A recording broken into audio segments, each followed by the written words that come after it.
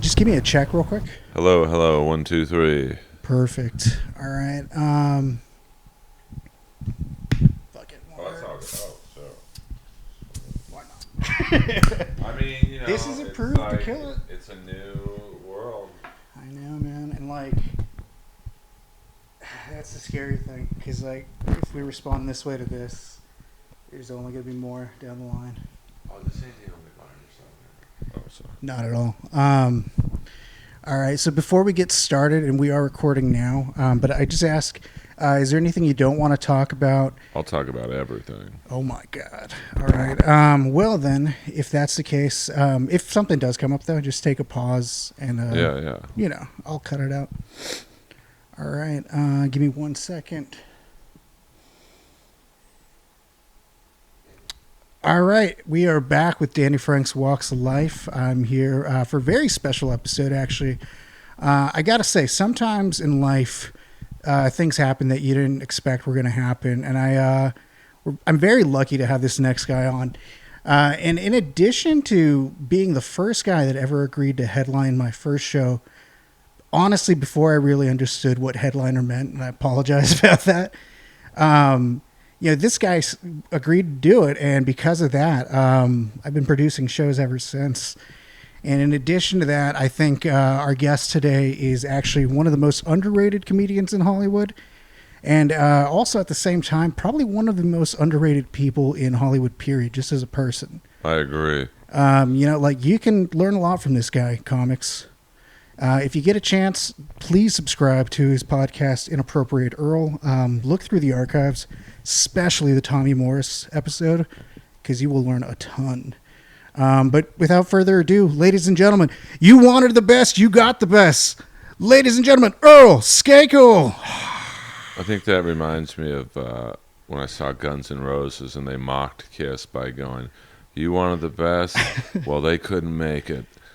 So here we are," or something like that. It's like, it's kind of a dicky thing to do, but it's good to be here, man. You know, I can probably tell comics what not to do versus what to do, but I always enjoy teaching people the pitfalls of this business. Yeah, and I appreciate that, and I gotta say, I feel like in this new era that moving forward, maybe we won't need studios. Maybe the model switches over to like 100% DIY. And if that's the case, I got to say, I admire your bravery and your honesty, man. Well, I mean, being honest isn't really helping me, but it's just who I am. I'm not incapable of being phony or fake. I'm actually pretty good at it when I have to be. But I think people really got into my honesty when I spoke out about Comedy Central and how they treated me on Roast Battle, including being on the Comedy Central podcast in the Viacom building, and I just went nuts. But, I think people misunderstand honesty in this business for bitterness. And I'm really the furthest thing from bitter. I'm just honest about how people treat me, whether it be, Roast Battle or, the Jellies, who treated me amazingly. So I talked about how good they treated me. So I think the business would be a lot better if everyone were just authentic, stood up for yourself, which I do. And I think, that can create some people behind the scenes not wanting to work with you because they know that they can't pull anything on you without you making a stink about it. So, but it's just who I am. I appreciate it, man. It's refreshing. I think the term you always use on your podcast is it's refreshing to have in a sea of phonies some authentic people like yourself. So I think you should keep going, man. Oh yeah, I mean, it's part of the Earl Skakel brand. It is. You're honest. It's like at 51, and I'll be 52 in September. I'm probably not going to change. If anything, I'm even more honest, which I love. Like, I'm cutting out comics I don't like. There was one particular comic who, in the first month of the pandemic, kept calling me out of the blue, and he's never called me out of the blue in 10 years of knowing him. So he either wanted money or some kind of a favor, and I just didn't even call him back. It's like, no, you're done. You're out. That sucks, man. Well, I just, 10 years ago, I probably would have picked up the phone and bullshitted with him. But now I just don't have the. Well, I've certainly got the time, but I don't have the energy it takes to deal with phony people anymore. I just. I think that's one thing everyone will find out when you get older. You're a lot more time conscious of what you deal with, and like, I don't want phony people in my life. And so I may come off as unfriendly to some people now. It's like, where's the Earl from 10 years ago? But it's the same Earl. It's just a different computer running on my brain. It's a new era, right? Well, it is, man. I don't. I hate phony people now, and there's so many in the world of stand-up that like, I had people come up to me at the Comedy Store and be like, "Hey, great set." I actually had this happen to me once. They said, "Great set." I'm like, "Dude, I just pulled up. I haven't even gone on yet." Like, what are you talking? Get away from me. So, and because I know a lot of famous comics, people are nice to me, so I could get their scripts or name in front of these famous comics. Like, I can't even help myself with these people. You think I'm going to say your name to Russell Peters or Joe Rogan? I mean, I'm trying to get on Joe's podcast too. I'm not putting your name in a zone. I did that once, and it didn't work out. It actually hurt me. Yeah. Because I had, Joe had asked me to be on the podcast, and I'm like, well, I think you'd be an awesome addition. Just because you're so, like we said, real and authentic. Like, I think that energy he'd appreciate too. I think he does, because he loves me. He hugs me every time he sees me. But I thought, well, I don't want to be like everyone else and jump at push it. Yeah. Even though he asked me, so he gave me his number, said text me, we'll organize it, and then he left. And I said, well, I'm not going to call or text him for myself. I've got this dude who's got this wild story. I don't want to say who he is, just because I don't want to throw him under the bus, because he's a nice guy deep down. But he's got this wild life he's led, like, he's a soldier of fortune. I'll just leave it at that. And I thought, well, that's perfect for Joe. Like, Joe loves those, kind of weird stories. Right. So I texted Joe, hey, I got an idea for your show. Like, my friend is this wild guy. He's traveled the world. He's done this. He's done that. Secret missions. And then I think my friend started not bugging him, but like, he's a little over anxious. And then, so that reflected bad on me, where I should have just said, hey, Joe, you mentioned in the kitchen, it's time I come on the podcast. Let's arrange it. So, I might have delayed my chance of getting on the podcast through a overzealous friend. Well, I mean, at least it's the intent that counts, and I'm sure that as time goes on, man, you're gonna pop into his mind, and you'll be there sooner rather than later, I'm sure. Yeah, because I think it'd be like, in terms of a guest, I've got a very interesting background that I think he would like. I've got the 20 years of stand-up, but he can interview 1,000 comics. Right. I know he's a fan of the show Roast Battle, so he could talk about that.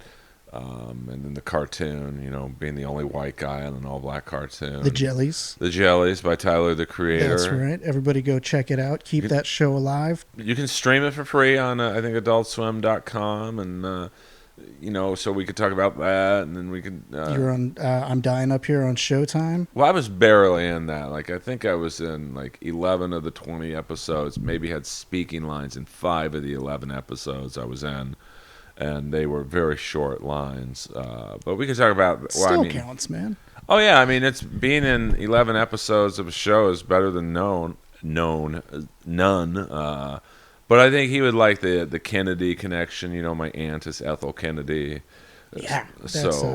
And my cousin also on the Skakel side. I have a cousin who had some legal problems, and so I think I hit a lot of check marks in terms of, well, we could talk here, we could talk that. Most people, we can only talk about comedy. But, so we'll see. Well, I think that's kind of why I was interested in having you on, too, because in addition to being a comic and a paid regular at the Comedy Store, you, and not to fanboy out too much, but like I said, I've been a fan for a while. I've heard a lot of the Inappropriate Earls, if not all. Thank you. And I gotta say, dude, like you've led life the most authentically I think you could throughout it, and you've had a more interesting experience than most people. I mean, do you mind if we get into it? Sure, dude. Like I told you before we started, when I'm a guest on someone else's podcast, I follow their lead. I'll talk about anything, you know. All right, man. Well, I mean, we've introduced you. Your name is Earl Skakel, but where'd you grow up, man? For people that don't know. Well, this is another thing of being an interesting guest, or I don't want to act too much like I'm like plugging myself, but like Nah, dude. I mean, you're here, and I love that you even let me come here. We're on the famous Inappropriate Earl couch. we are. And I gotta say, dude, it's surreal to see after all this time and just look around and think like I'm here. I mean, Like, I remember listening to your podcasts in a car somewhere in the middle of the Inland Empire. and this couch has had Roddy Piper on it, Tawny Katane, Tommy Morris, Brody Stevens. I mean, Yes. every episode's been on this couch, and I think I've done like 10 solo episodes. But for the most part, I'm in the guest spot of the couch, which I rarely am. I appreciate it, man. Oh, dude, I always like doing other people's podcasts because the pressure's off. You know, like it's tough being your host or being a host of. Oh, you know, yeah. You don't want to come off stupid. You want Yeah. to ask like good questions. You want to be informative, entertaining. It's a lot of factors for sure. So with the guests, you can just answer the questions. So answering your question, I'm probably the only comic to grow up in Bel Air, California, which is the Bel Air from like Fresh Prince of Bel Air, and and I think people always misunderstand. Like when I tell people I grew up in Bel Air, they think I'm just like some super rich guy. But Bel Air in the '60s was really not the Bel Air it is today, with like billionaires and pro athletes and rappers, and it was just undeveloped hillside. And I think my dad built a house in 1961. I don't know why he picked that part of town, but he built it. And I think 64, I might be off on the year because I know podcast fans love to fact check. But there was the famous Bel Air fire, which literally burnt down every home in Bel Air but ours. It's crazy. And then Bel Air in the 70s and 80s and 90s, and now it became what it is. But we were like being first up on a tech stock. It was just, all these rich people grew up around us when I was growing up, like Stallone and Gloria Vanderbilt. That's crazy. Kareem Abdul-Jabbar. Now, I mean, for older people, they'll know who that is, but for younger people, they're like, who's that? He's like the LeBron of his era. And, well, for younger people, I'm pretty, correct me if I'm mistaken, but I think you've mentioned you used to live by OJ. OJ was in Bel Air because when I tell people OJ was my neighbor, you lived in Brentwood? And no, he moved. I don't know when he moved, probably the 80s. And then who else was my neighbor? Wilt Chamberlain lived across the canyon. James Caan, the famous actor. Howard Keck, who is not famous, but maybe one of the richest men to ever walk the planet. If you ever go by USC, you'll see the Keck School of Medicine, and I can assure you, you do not get a medical building named after you at USC unless you donated what most people probably make in 1,000 lifetimes. Wow. So, it was a very Harry Nilsson was probably the coolest neighbor. Wow. He was essentially the fifth Beatle. He wrote a lot of songs with John Lennon, and I was in his home many times as a child. His home was really the first home I remember being in of like, wow, this guy's got money. Like he had an uncalculable amount of platinum records because he wrote, I think he ghost wrote for a lot of musicians. So he had, obviously he gets a platinum record for writing this song, Right. And he had a lot of hits himself. And then he had like a basketball court in his house, and it was just like the first house. I was like, wow, this is crazy. And Elvis was our neighbor for a very small amount of time. He lived in the house below us. I don't remember ever seeing him, but he was there. And then Jane Mansfield, I think, lived for a little while down the road from us. So it was just like a crazy. Like everybody that was destined for greatness at Yeah. one point I mean, Bel Air lived in your Hotel. block. Yeah. I mean, it was just, and we lived right by the Bel Air Hotel, which is like maybe the most exclusive hotel in the world. And then, my dad had a membership at Bel Air Country Club, which now I think is like $300,000 or $400,000 plus Wow. the dues. I don't know what the dues are. I'll guess they're probably $2,000 a month. You would hope at that price there would be no dues, but I guess. Oh no, there's Right, and that's so- not even what you like. If you take your family to the Sunday night dinner there, and you'll probably drop $1,500 because it's who knows what the food costs there. But it goes back to we weren't really rich, but my dad bought a membership there in like 1961 or whatever, when it was probably I don't know $1,200 to join, and probably I'll guess $100 a month. That's crazy, man. And then it grew to 400,000. Or whatever it is. Yeah. I'm guessing, but it's a lot of money. And so I grew up actually playing golf was the first sport that I really like gravitated to, because it was, I'll never forget the first time my dad took me to the country club. He's like, if you ever need anything like golf balls or whatever, my account is 314. And I was like, oh, right. And so, I was horrible at golf when I first started. I mean, I would lose probably in 18 holes of it. And Bel Air's like, they had the 76 U.S. Amateur there. So it's like, it's a nice course. It's hard. I mean, it's not hard for Tiger Woods, but like for someone like me, or like even like a very good golfer, it's a hard course. I would lose probably 5 to 10 balls per 18 holes when I started. So, but I didn't really care because I was, I'll just go to the pro shop and get a dozen more balls. 314, James Skakel, and because he was like a legend at this place. He was literally like the Rodney Dangerfield. I almost said Rodney King. Rodney. Different experiences for sure. Much different. Rodney Dangerfield character in Caddyshack.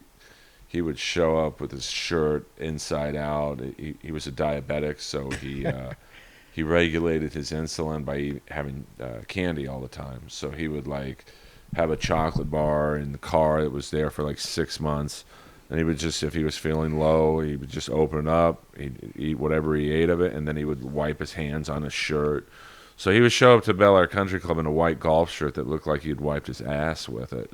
And he was so, not unkempt, because he was a very good-looking guy, but, he was a little older, so, he was like an older, good-looking guy.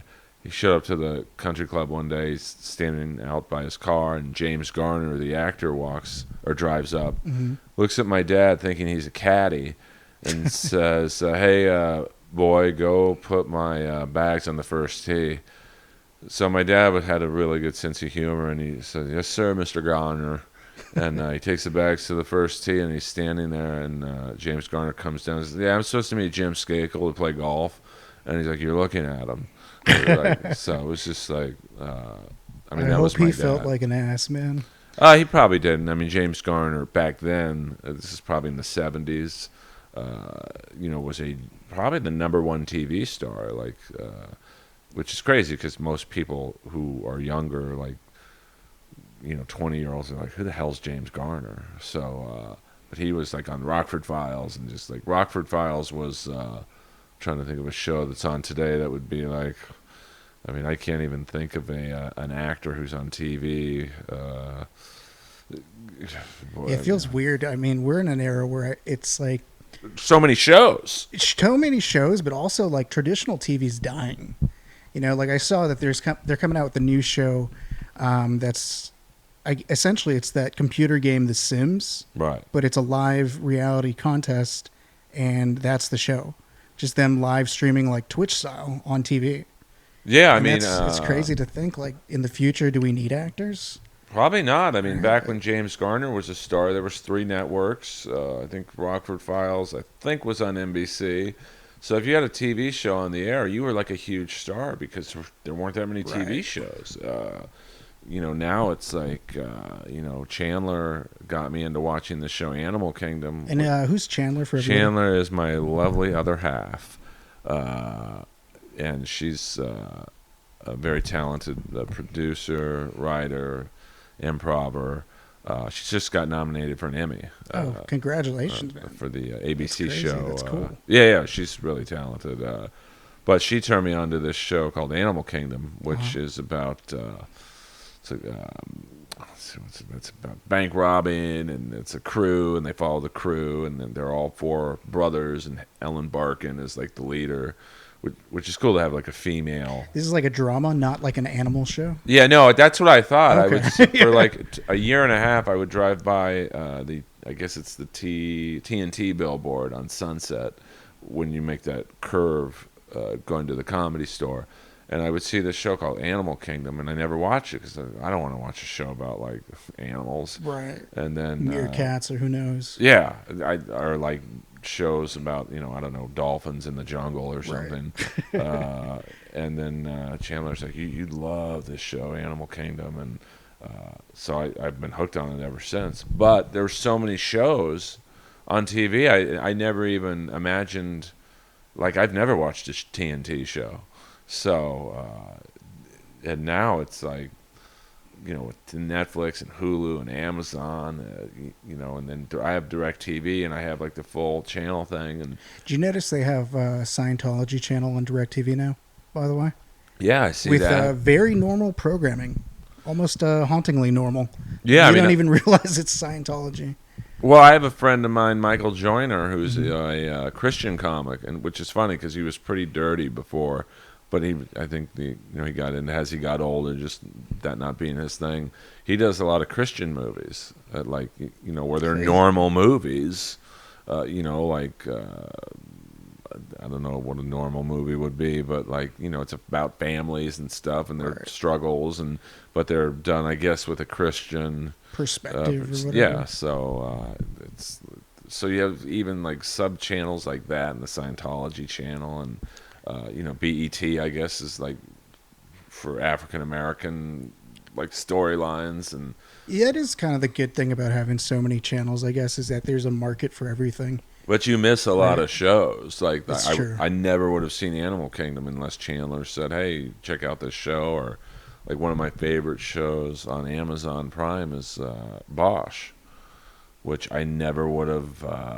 I forgot who got me into Bosch, but I love the actor in it, Titus Welliver, because he's like that typical character actor that you see his face, and like that's that guy I saw in that movie. I don't know his name, but that's the guy, and I saw him in Sons of Anarchy, so I think I looked him up. I go, oh, what's this show, Bosch? Which is about a detective based around on a series of books, and I think each season is a different book. But I never would have. There's just too much out there. There's too much content. And with that in mind, everybody, please go watch The Jellies, starring Barry Sobel. Yeah, starring Barry Sobel. Show if he was in it. Yeah, especially if Cass it was a cartoon. would be younger. But yeah, no, sorry. But even Barry cartoons are like, I have to like really direct people when I say I'm on a cartoon. Oh, what's the name of it? Oh, The Jellies. What channel is it on? Adult Swim. And a lot of people don't get Adult Swim. So Which is crazy because I remember growing up, like Adult Swim had the best programming. And honestly, still kind of does. Well, they go for it. Exactly. And they're not afraid to take on weird shows. Like one of my favorite shows from Adult Swim back in the day was Aqua Teen Hunger Force. Yeah. No real point to any of that show, but I watched it for years. Yeah, I mean, but then I have to even say, well, if you don't have Adult Swim, you can go on AdultSwim.com and just stream it and watch it for free, which was one of the problems, I think, with I'm Dying up here is that was the number one complaint my friends would give me is there was two complaints about that show my friends had. One, we can't find it. I'm like, what do you mean it's on Showtime? Oh, we don't have Showtime. I said, well, get it. Like, it's like, just subscribe to it. And then, or you can just go on, I don't know if it's the website name, I'll assume it's showtime.com, and you can stream it. It's probably on Amazon Prime. It is. If you I purchase it, maybe. I think at one point it was on Hulu, and then they went to Amazon Prime, and then I think the other complaint was, well, it's not that funny. And it's like, well, you're stand-up. Stand-up's not a funny business. As much as I wish it was a lot of hilarity all the time, it's definitely not. I mean, it's In my yeah, perspective, it's been interesting. My perspective has definitely been changing over the past 2 years, transitioning from fan to comedian, and it's a lot more than I ever would have thought, both in good and bad ways, I guess. But all the same, I think once you're in it, if you want to do it, like it's no question. Like I may never make money from this, I may never be in a TV show, never be in a movie, but I can't ever not do this now that I know this is a life, and this is happening. yeah. I mean, Like, it took me 13 years though to make money. Like for 13 years, I had nothing. I mean, I was in Benchwarmers in I think 2006, and literally a one-line uh, throw-up scene that Nick Swartzen was nice enough. I mean, he always liked me, so he's like, dude, I got to get you a TV credit. Let me just write this little scene. I can't guarantee you it'll stay in the movie because you know until I started working on TV shows, and I've not been in another movie since Benchwarmers, but like when I see like Chandler working on movies, and like she worked on Night School and a lot that's of cool. like a lot of other things. You have no idea how many scenes get cut, and Right. like the movie Cobra. I would slip in this movie at some point.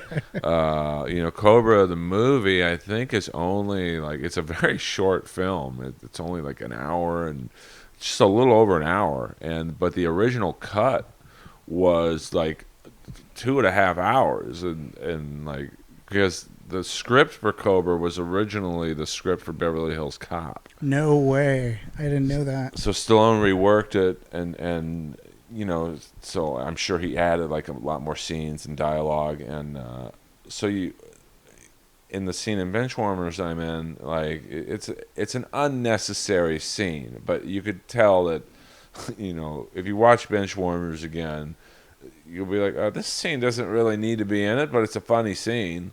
So that was Swartz and just throwing me, just a bone of like, I like you, you're nice, and I was pretty green even though I was 6 years into comedy at that point. But up and if you oh shit. That's all right. No, let me hand. Yeah, sorry about that. That's my bad. The TV. I was watching Real Housewives before Danny came over, and we're just gonna do this. It's all good, man. It's my bad. But if you take that out of my resume, I mean, literally from 2000 to 2013, I had one thing on IMDb: Benchwarmers. That's it, and my name. Yeah, but throughout that whole time, you're still grinding it out, doing comedy. Oh yeah. All Oh, the I time, was. right? I would say my first, like probably 5 years, I was going up on average 3 times a night, not a week, a night. I mean, I was That's a maniac. So, I never. I mean, if you get into comedy for the money or fame, you'll quit it's 2 months not in. about that at all. Yeah, and you realize immediately, I think, when you're in it, that there's like, it's a huge gamble. You're probably not going to make it, to be honest, or it seems that way. Yeah, But I mean, that's not what it's really about. It's about like, it's kind of like that saying, right? Like, or from what I can glean, it's about the journey, not the destination. well, it depends what you want Yeah. or what your intentions are. If you're in it to be famous or to have money, you'll quit after 3 months. Because especially in LA, there's no money in LA comedy unless you're at the clubs, and you're not going to be at the clubs unless you're on TV. And no one 3 months into comedy is on TV.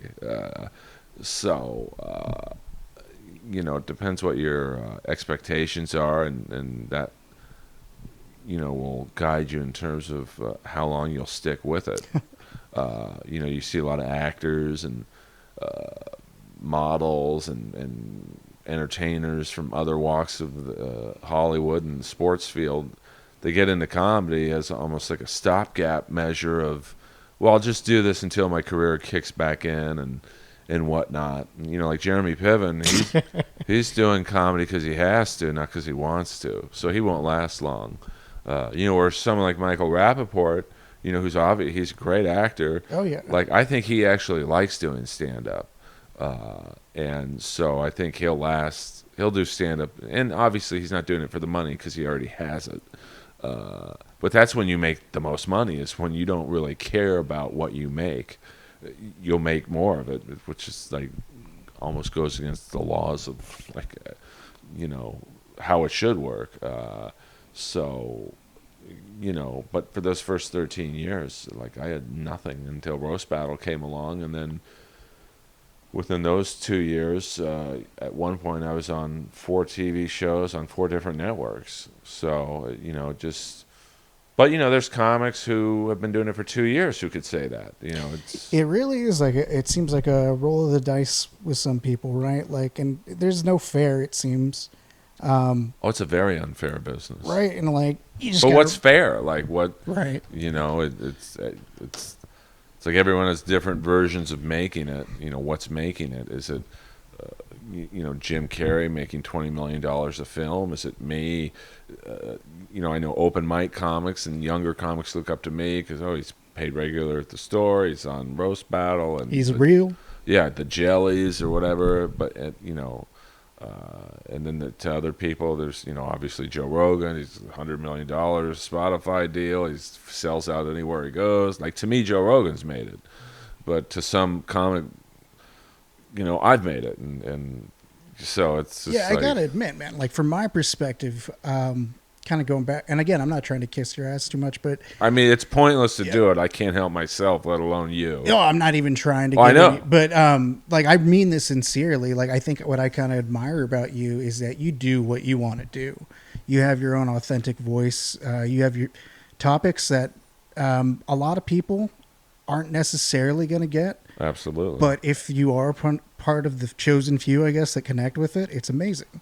And you have a nice style that sometimes it's very slapsticky and kind of silly and absurd, but also at the same time, like I really enjoy your jokes and your delivery, and like it's just so you, undeniably, and I think that's something that other comics can really learn from. I think is just watching how you continue, like I said, to be an authentic version of yourself. Well, I think a lot of comics fake it, like like I know, like I don't know who a popular music person is, like I don't know, an Ariana Grande, or Lady Gaga. I do like Lady Gaga, but like I don't know anything about Ariana Grande. So jokes about her or her music, they'd be fake if I was doing them. Instead, I'll do a joke about Rat or Kiss because I listen to those bands, and so. Or Jared from Subway. Yeah, I mean, well, everyone knows who that guy is. That guy would have fit in great in comedy in L.A. But I think the best material I've ever done has just been jokes about Rat or the '80s, Miami Vice, or whatever, because they're true. And although I seem to do well with younger fans. Like really young fans, like probably from 18 to like 30 is probably my fan base, which you'd think at 51 I would only really have older fans, 35 and up. But I think like the last show I had at the Comedy Store, I think it was the night before quarantine shut down. There was a bunch of hockey players from the Ontario Reign. Awesome. Which is, I'm a huge hockey guy, so I was like, oh my God, that's Boko Imama in the crowd. And for those who don't know, Ontario Reign, that is in Ontario, California, not Canada. Yeah, and it is kind of the farm team for the LA Kings, right? Yeah, it's their number one. I guess if you're a baseball fan, it would be considered their AAA farm team in a league called the AHL, which is the league below the NHL. And there was, I think there was like 4 or 5 of them in the crowd, and I'm such a hockey fan, I knew who everyone was, and but these are kids, man. They're like 20. Literally, I think Boko Imama's like 22 years old. Matt Luff, 23, I think. Sean Dursey was in high school like 2 years ago, and there's that group, and to my right was a group of sorority. Esque type girls from like Newport Beach, so early 20s. Awesome. And it was a packed original room, and I'm killing with these two groups. And then I actually was a great wingman for the Reign players. I'm like, hey, why don't you guys hang out with these girls? And they all shuffled off to Saddle Ranch down the road. But like you would think, like joking about Rat, Boko Imama, who I think is 22 or 23, these girls from wherever they were from, you know, they weren't even born in the 90s, let alone when Rats, you know, height of their career was in the 80s. But You'd be surprised though, man. I remember working at Z Gallery years ago after high school. So it must have been like 2005 ish, maybe, or sometime around there. And I remember having a coworker that was so into Rat, and I don't really know why, because she was not of age when they were at their peak back then. well, You now know, they're at but their peak with the again, Geico commercial. yeah, man, and it's awesome to see. Like, It's kind of funny. it's kind of cool, actually. Well, to me anyway, because like, I mean, just think of all the time you interviewed Stephen Piercy. What, like one Twice. or two times? Yeah. He's great. He's been on this couch, and but I think Lead singer of Rat, by the way. yeah, lead singer of Rat. He's pumped out like 1,000,000 solo albums. But I think the younger kids, they don't know who Rat is. They might be able to name you "Round and Round" as a song, or when I talk about you know, some of the actors, like I talk about the movie Cobra. I have like a 5-minute joke on Cobra. Where, long story short, because I hate people who do jokes on podcasts, because it's never really, it's like worse than Zoom comedy. That's pretty bad. Yeah, it's brutal. You know, I do. No offense. No, it's all good. Like, I mean, I did a couple my own comedy shows on Instagram. I think the first month of this pandemic, and they were my shows, and they were horrible. But when I had this 5-minute joke on Cobra, how I only pick up chicks with lines from Cobra, and I just, you know, I'll pick a girl out in the crowd, and I'll say, just imagine we're at a nightclub, and you know, you come up to me and just say you want to fuck me or something, and you know, she'll say it, the whole crowd's into it usually, and then I'll say a line from Cobra, you know, which came out in 1986. So you got to figure most of the crowd hasn't been bored till the early 90s, because the Comedy Store's younger. It's a younger audience. So, but the crowd laughs usually, and you think, well, they're not going to laugh. They weren't even born when this movie was out. They probably, half the room does not know who Sylvester Stallone is, which is crazy to me. That he's probably the most well-known actor of my time. You know, from the time I was born to now, like his movies have literally made, just Rambo and Rocky franchises have made over $1 billion. That's just. So well, that's not 2 movies. That's, Jesus Christ, like 6 Rocky movies. I think 4 Rambo movies. So 10 of his movies, on average, have made over $250 million, and probably more than that. And back then, you know, like when Rocky came out, that's when movies were $5. Oh man, or yes. $3. So I imagine everybody was there, right? Yeah. So if Rocky came out today. And the same amount of people came to see it. Like now, I think me and Chandler went to forget the last movie we saw. It might have been maybe the last Star Wars, and we went to the Grove, and which is a suburb of LA. It's like east of West Hollywood, I guess. And it was like $34 for 2 tickets. Yeah, it's gotten kind of ridiculous to the point where, like, it doesn't surprise me that they're almost going under completely. Because not to mention the price of concessions and stuff like that. Meanwhile, like Quentin Tarantino opened up, I forget what it's called, the New Beverly Theater, and in LA too. And tickets to get in there are like less than $10, I want to say. All the sodas are in glass bottles, and they're like $2, $3 for a hot dog. Yeah, $4 for 4 sliders. Like, why can't we do that? That theater's surviving, right? So it's certainly possible. Well, we went to, what was another movie we saw? I think it was like maybe the Elton John movie, Rocket Man. Oh, right, yeah. And it was crazy. It was at the Avco Theater in Westwood. I know, like, your out-of-town fans are like, what's that? What the hell's the Avco Theater? It's like, it was a huge theater in the 80s. Like, it's where I saw Predator for the first time. It's where I saw Showgirls, Star Wars, Risky Business. I mean, classics. This was the theater to take a date, or just to go with your friends. Like, I think I saw Predator. I certainly didn't take a date to that movie. I would hope like not. 4 of my friends, and it was just, you stood in line. It was like amazing. It was like just the best experience, and I hadn't been in there probably since I saw Showgirls, which is like 95, and so it's crazy, 25 years since I've been in the AFCO theater. So we went to go see Rocket Man there, and there's like couches in there. Like That's cool. we sat recliners, not couches, and it was like you could watch a movie and basically go to sleep. It was the most insane experience, and so That's kind of worth it, actually. well, I mean, the tickets were I guess like, it's a trade-off, right? yeah, I mean, but they were premium. When I went to buy the 2 tickets, it's like, well, what level do you want? I'm like, what are you talking about? I've been in this theater a million times. There's no level. It's just one. Like, well, we have the premium seats in front, which the seats recline, and in the middle, they recline 40% less. I'm like, I want the premium, and it was like $22 plus the drinks and stuff. And like, you're looking like, if you take a date to a movie these days, it's like,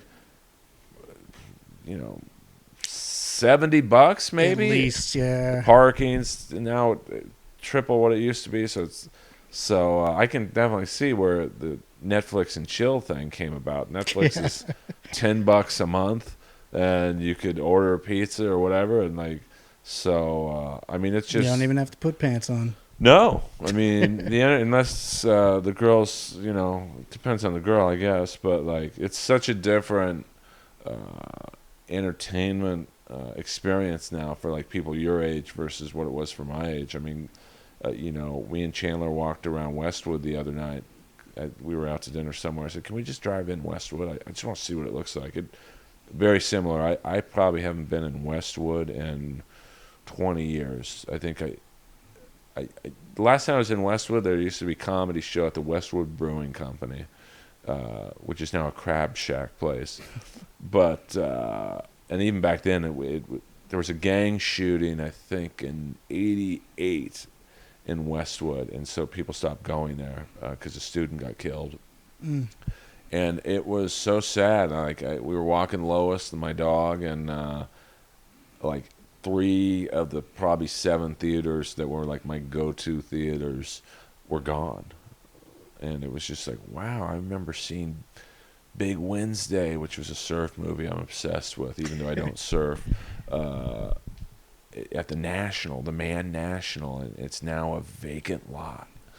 And then I walked by, I said, well, I remember seeing, what was it? What was that Warren Beatty movie where he goes to heaven? He was a football player.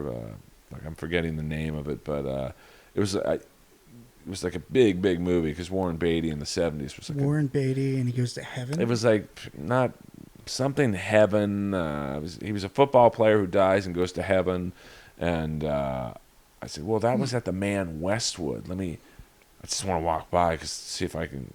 I love going places in my past. Dude, same here. I get like a nostalgic feeling. When we walk by it, it's a Whole Foods now. It's crazy. It's definitely not as cool at all. No, I mean Westwood. Like the only 2 theaters that have really lasted are the Man Bruin, which is right. Well, it's not even there anymore. Hamburger Hamlet. It was like that was the ultimate date thing to take a girl to Hamburger Hamlet, and then you go to the movie theater, and where Benchwarmers was, the Fox, which is it's right across from the Bruin, so it's like they were competing movie theaters, so like it was great selection of movies, and this is when there was no Cineplexes, so it was like you'd go to a movie theater, there was one movie there, and then there was an arcade next door. It was like Westwood was like the place, but then. And it goes to technology today. Like then other areas started, like the Beverly Center was built, so they had movie theaters there. You had the West Side Pavilion built. You had movie theaters there. You had obviously what kind of became the new Westwood was the 3rd Street Promenade.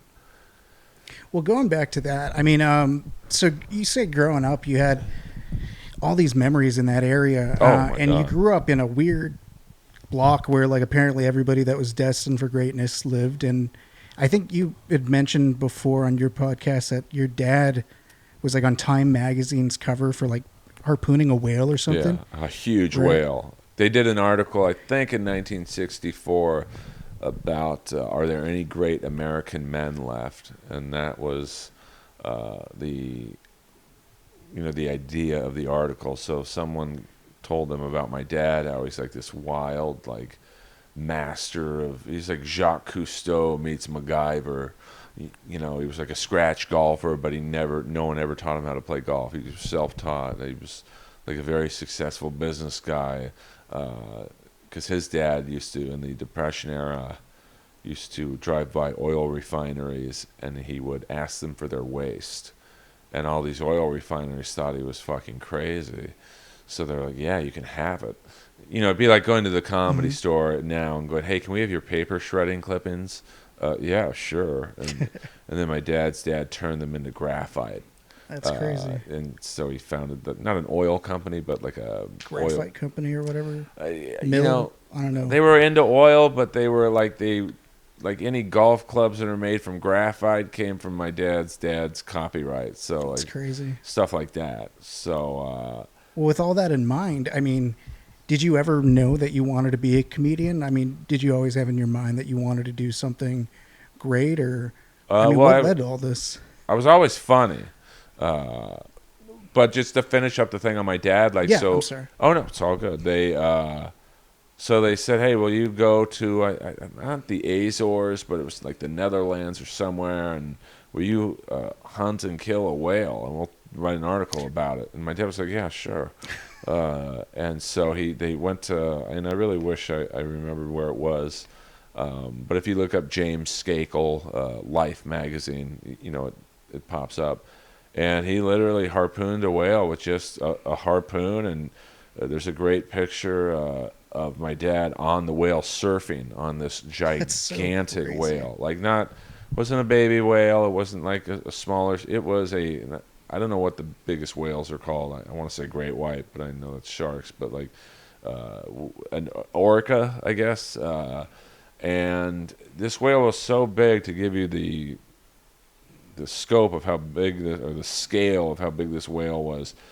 In our home in Bel Air, we had not an Olympic-sized pool, but it was a fairly big pool. I mean, it was like we had an Olympic swimmer, Steve Lundquist. I think he trained in our pool. It's insane. For the 1984 Olympics. It wasn't his.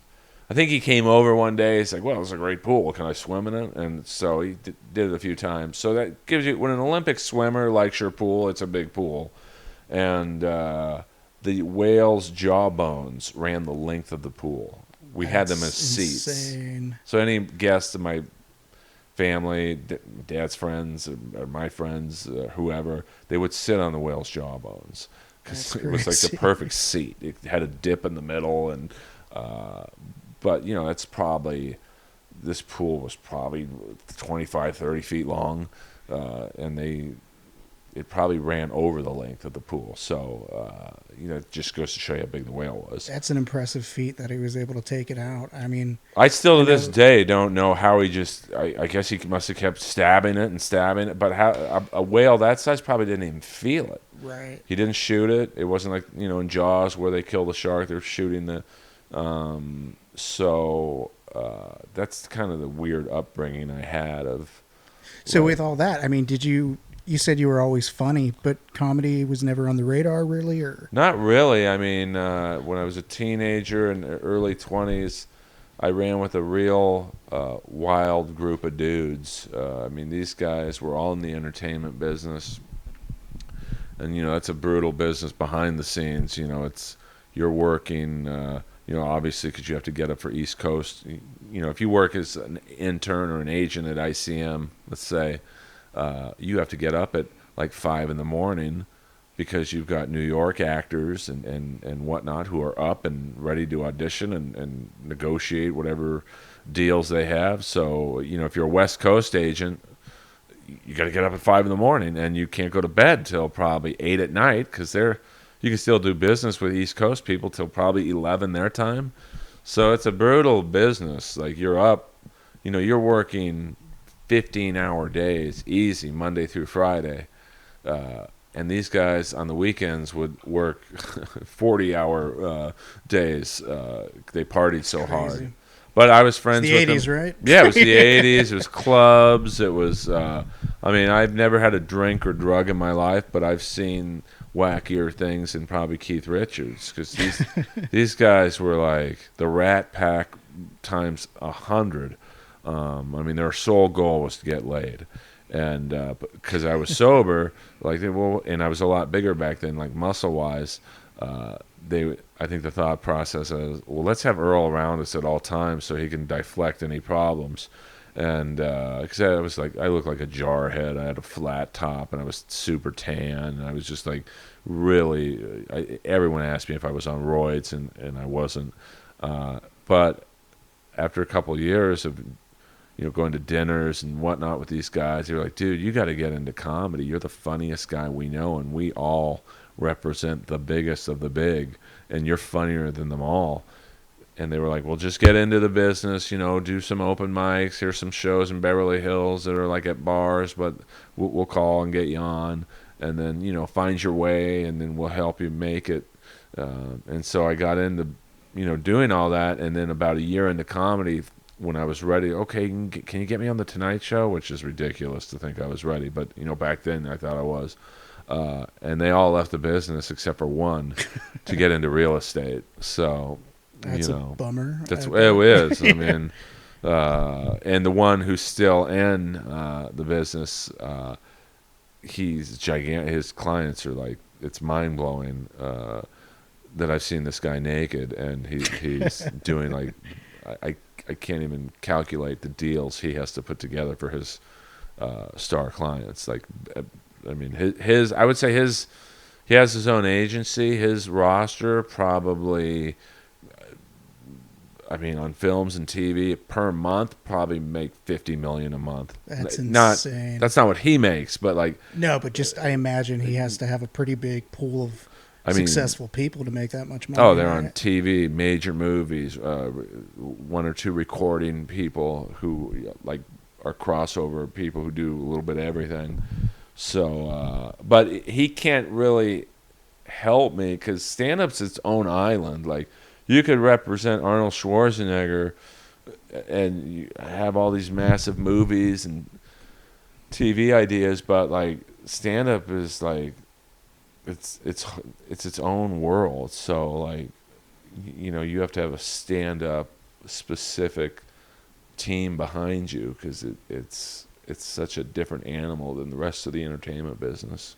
Do you think it's true that if you're in stand-up, I mean, you can have friends and you can have people that you look out for and you want the best for, but you're pretty much a nomad, kind of just trying to carve out your own path, right? Like when you're on the stage, you're there alone, and like there's no one necessarily pushing for your success other than you. Oh no, there's right? only like, people rooting against you in that room.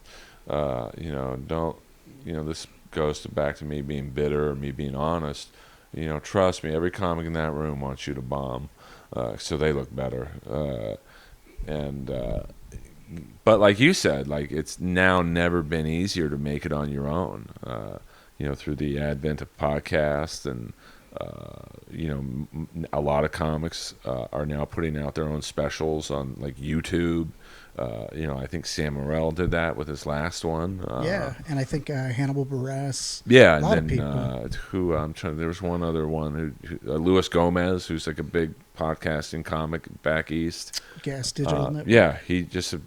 I mean, I don't know what his thinking was, but I'm sure it was like, fuck it, no one's giving me opportunities on Conan or this or that. I'm putting my own special out, and he has a great fan base. So that's kind of like what I'm shooting for. Is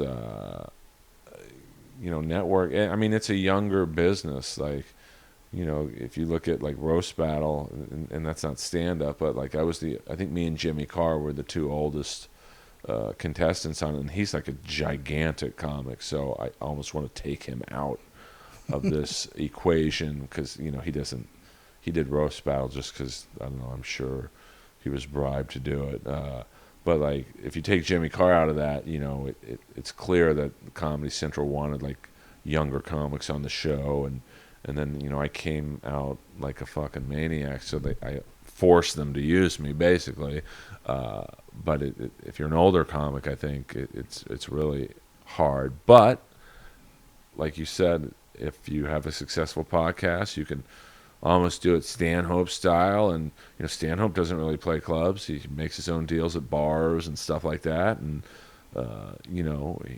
he's provided a model where the industry, if you're not an industry darling, you can still make it on your own. So I'm trying to navigate like half Stanhope, half mainstream. Where I want to play in clubs and pack it out.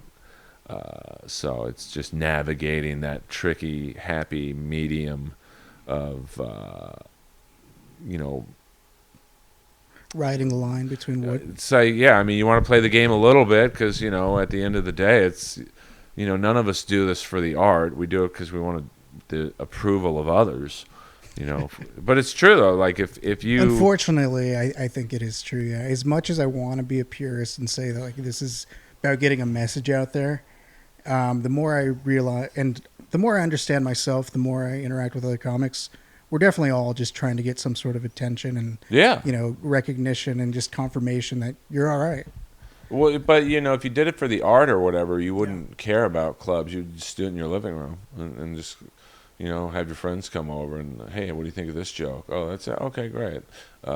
You want the attention of the acknowledgement of, hey, you're funny, because it's just the way it is. I mean, people might not say that, but. It's great when somebody tells you you're funny, right? Yeah, it's the best feeling in the world. Yeah. It's like Gene Simmons of Kiss. He says he doesn't care what the reviewers think of his albums or Kiss's albums or tours or whatever.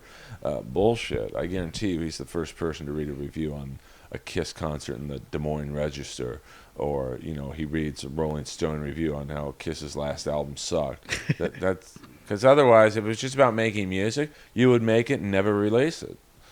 Or same with comedy specials, or anything you produce. If it was just about, wanting to work on your craft and you didn't care what people think, you wouldn't care if it got on TV, or you wouldn't care what Rolling Stone said, or, I mean, some of the early reviews on Roast Battle were brutal.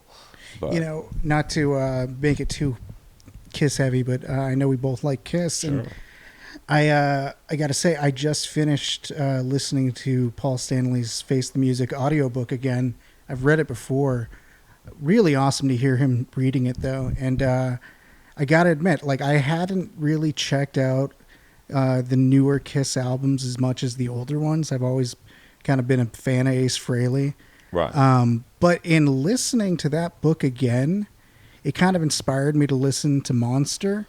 And I gotta say, you can really tell when they brought Tommy Thayer on because, like you said, like suddenly the quality went up, and it was they were actually taking it seriously. Like you listen to Monster and Beyond, and like it's really polished. It's the same band essentially. No, I mean, well, it kind of is. Like I like Sonic Boom, better than Monster, but like Kiss is a much better band with Tommy Thayer on guitar and Eric Singer on drums. It just feels tighter, right? Like it's 100 times tighter. But that's the thing. Like with Kiss, I don't think anyone goes to a Kiss concert for the music. Like they should, But they're 100% there for pyrotechnics. Yeah, no, they are though. I mean, the last Kiss concert was, which I think was the last thing I did. It was on March 4th, and the world shut down pretty much the next day. Yeah. It was like unbelievable. They have this stage show where it's like a spider type arms on the side of the stage, and at the end when they're doing rock and roll all night, Gene gets on one side, Tommy gets on the other, and I've never seen this before, but Tommy and Gene could literally touch the sides of the venue, like because they're at such an angle where the arms go out. That's crazy. And they could touch the wall on either side of the arena, and Paul's flying all over the place, and that's impressive to see. Paul Stanley, if you have never been to a Kiss concert, and you may not, unfortunately, at this point. Who knows, though? Who knows? I mean, trust me, if Kiss can find a way to play during a pandemic, if there's any band that will have a concert, it's Kiss. They'll find a way. Yeah, no, I got to admit, I remember at least 2 incidences from growing up where I thought it was the end of Kiss, and then they ended up coming back. here we Yeah. are 20 years later, right? And like still out Oh there. yeah, I mean, Kiss in the '80s was musically at their peak. I mean, you had Vinnie Vincent, who is like Van Halen like on the guitar, and you had after him Mark St. John, who was only with him for one album. He's like the Oliver on the Brady Bunch. He was there for such a short period of time. But he was too good of a guitar player to be in Kiss. Like, I think they said Gene and Paul would look at him on stage, and he was only. It's like if you're a real Kiss nut, you'll appreciate this. He only played 1.5 concerts with Kiss because he was like so technically proficient, and he was just this amazing speed guitar player. And it's like, I'm sure Gene and Paul looked at him and like, dude, this is Kiss, man. We like do the 3-chord thing. We don't need you playing a million notes a second. But it's like, well, this is who I am. I can't dumb down my skills.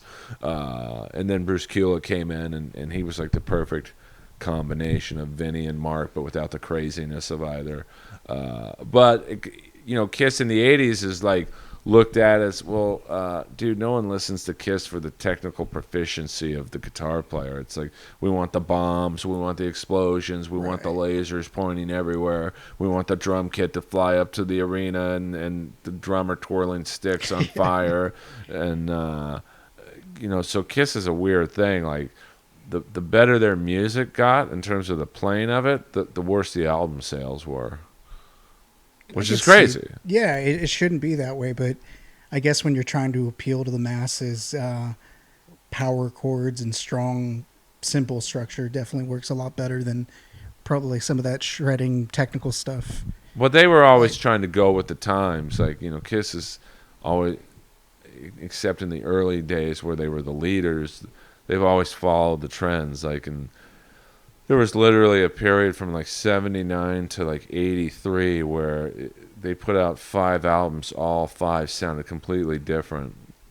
Like, in 79 disco was in, so they put out basically a disco sounding album.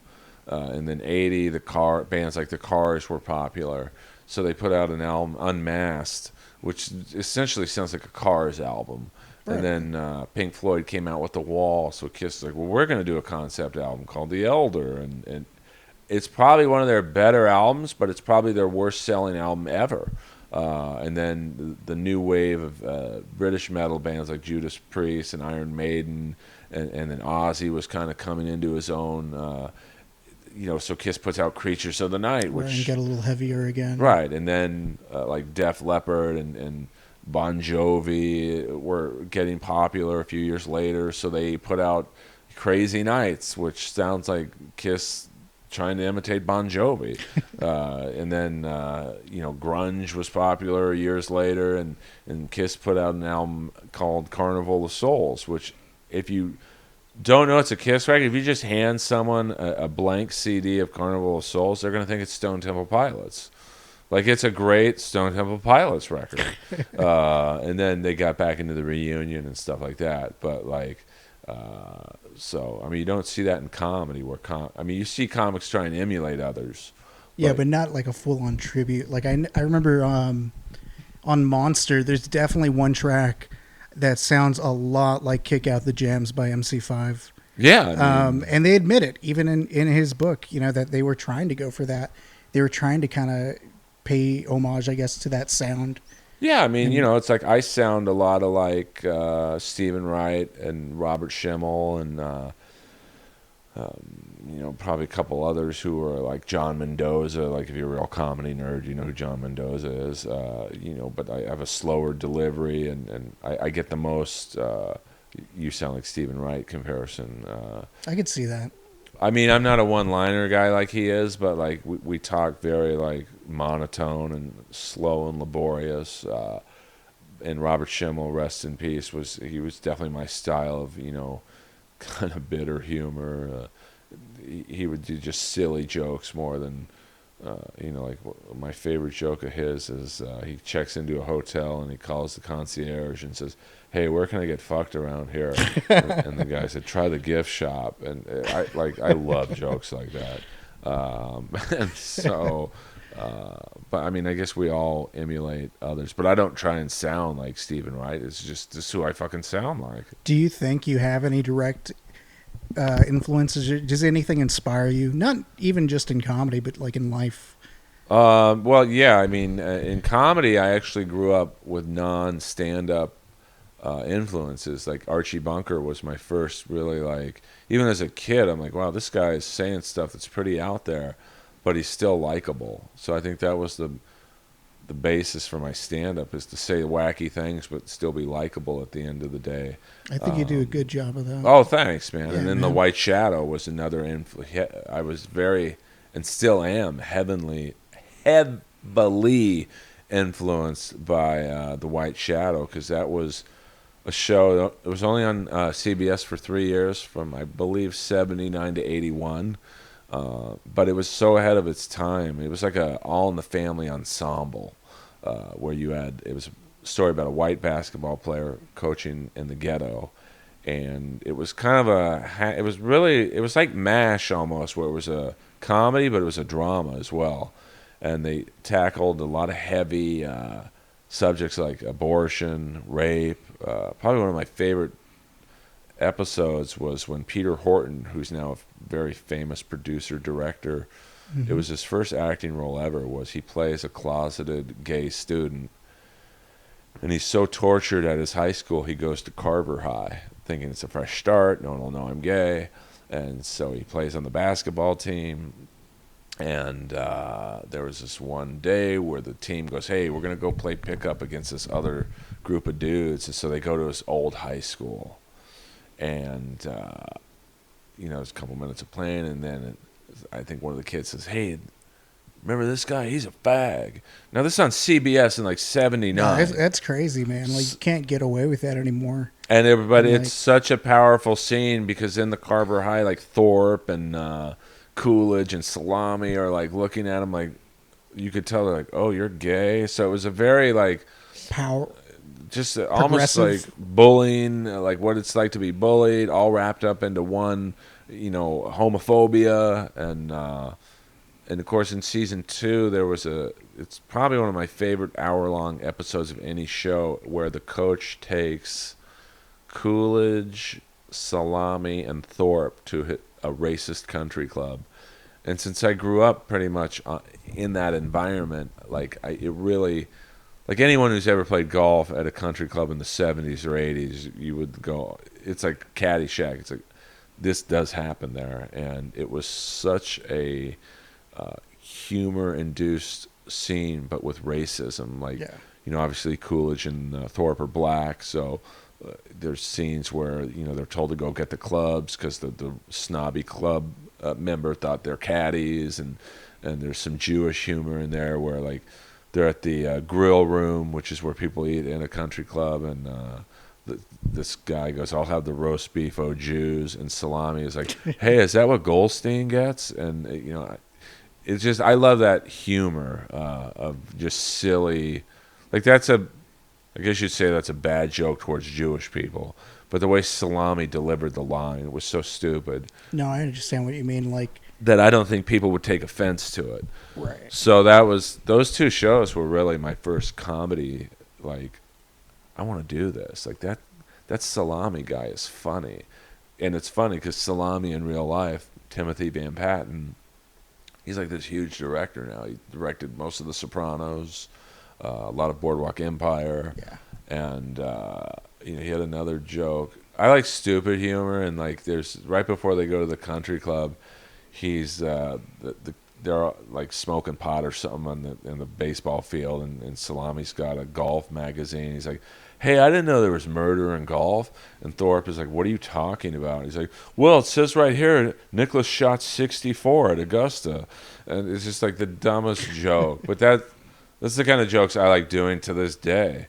And then I guess maybe my first stand-up influence, and none of these guys were really stand-ups, but were outside of Don Rickles, were the Dean Martin roast, which were so much better than the roast you see on TV today. Where Right. Back when it was the Friars Club. Yeah. And it was actual, like, well, they were all friends. Like, Right. if you look at the Justin Bieber roast, outside, and I'm just picking a random Comedy Central roast, like outside of Chris D'Elia, who Justin Bieber, I think, said he's my favorite comic. I want him on the dais. Right. You had a bunch of people who didn't know Justin Bieber just shitting on the kid. And I thought Hannibal was the funniest. He just looks at him and goes, I don't know you. I don't like your music, but I just know I'll get better work after this roast is over. And So honest. yeah, he's like, that's Hannibal. And but the Dean Martin roast, because they were all friends. So Right. like Don Rickles could look at Sammy Davis Jr., who was incredibly black, and go, I think one of the jokes he said was, either you're black or you fell into a bucket of M&Ms. And like, but kids today would be like, oh, that's not that out there. But in the 70s, like, it was crazy to say something like that. Yeah, you look at Don Rickles now, and it's kind of hard to grasp because like we've grown up in a different generation, but like he really pushed the limit. Despite having like a nice cache of racist jokes, I mean, he was really an innovator, and he wasn't a racist. No, I mean, and like you said, he was friends with Sammy Davis Jr. and like most of his friends were black, to be honest, or not, maybe not most, but like probably half of his friends were black.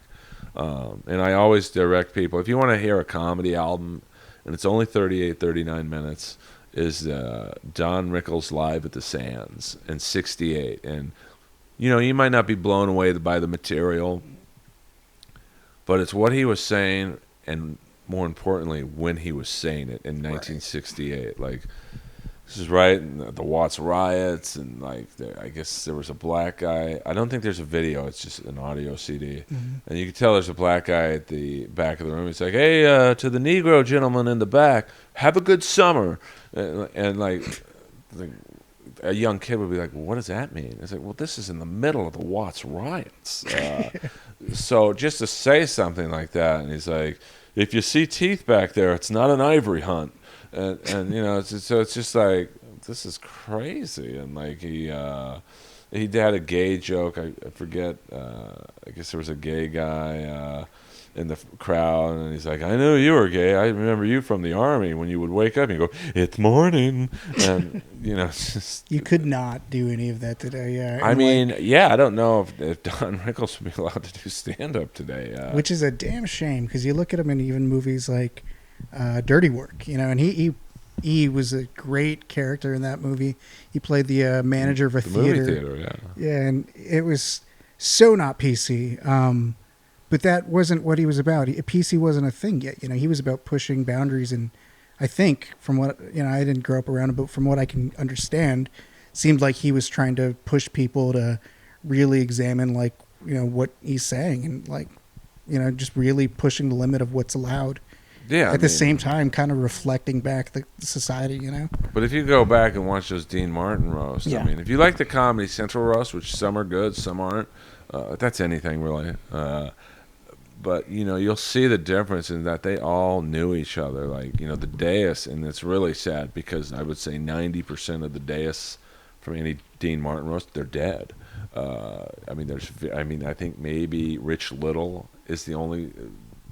Probably maybe one other that's around, but like, Foster Brooks, who was like, if you really want to see what a roast is, or what roasting is, just YouTube Foster Brooks roast of Don Rickles, and it's only about 6 minutes, and it's like the perfect roast set, like, because you could tell he was friends with Don Rickles and his wife, but most of the set was about Foster Brooks acting like he was fucking Don Rickles' wife, and it's so funny. And I'm not going to do the jokes justice, but he's like, "Yeah, Don, when I'm at your house with your wife, when you're on TV, we laugh and we cry, and sometimes we even turn the sound on." And then like it's just so stupid.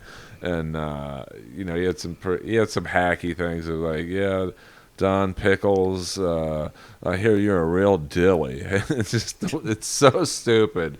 And I think younger people who are today that are, more into the cruder humor, and I sound old saying this because it's what my parents used to tell me. Like when I would say, "Hey, I love this band Rat," they would be like, "Rat, you should have been around when Elvis was on. He was so wild that they couldn't show his waist below, or they couldn't show below his waist on TV because of his dance moves." I'm like, "Oh, Mom, what are you talking about? I'm watching Tawny Katane right now do the splits on a Jaguar and basically show her beaver belt. But now I sound like that. I'm saying, hey, Danny, you should have been around when Don Rickles was being roasted by Foster Brooks, but it's just I guess It's the nature of time, unfortunately. yeah. I mean, I'm Moves sure. forward. Yeah, I mean, what's wacky today in 20 years probably won't be wacky. Yeah. I'm sure people in 20 years will look at Roast Battle and, in terms of the humor we were doing on that show, and going, that's not that bad. So-and-so in 2050 is saying this. So I guess every generation has their version of what's radical. Like, I'm sure kids today would be bored by The White Shadow. They would watch the golf episode or the Peter Horton episode of The White Shadow and go, this is boring. Where are the gunshots? Where are the... You never know, though. I mean, I Where are the firmly lasers? believe that... yeah, exactly. I firmly believe, though, that inspiration can come from anywhere. And I feel like too many people overlook history and old things in the past because, like, that's where we come from. And, like, honestly, like, you can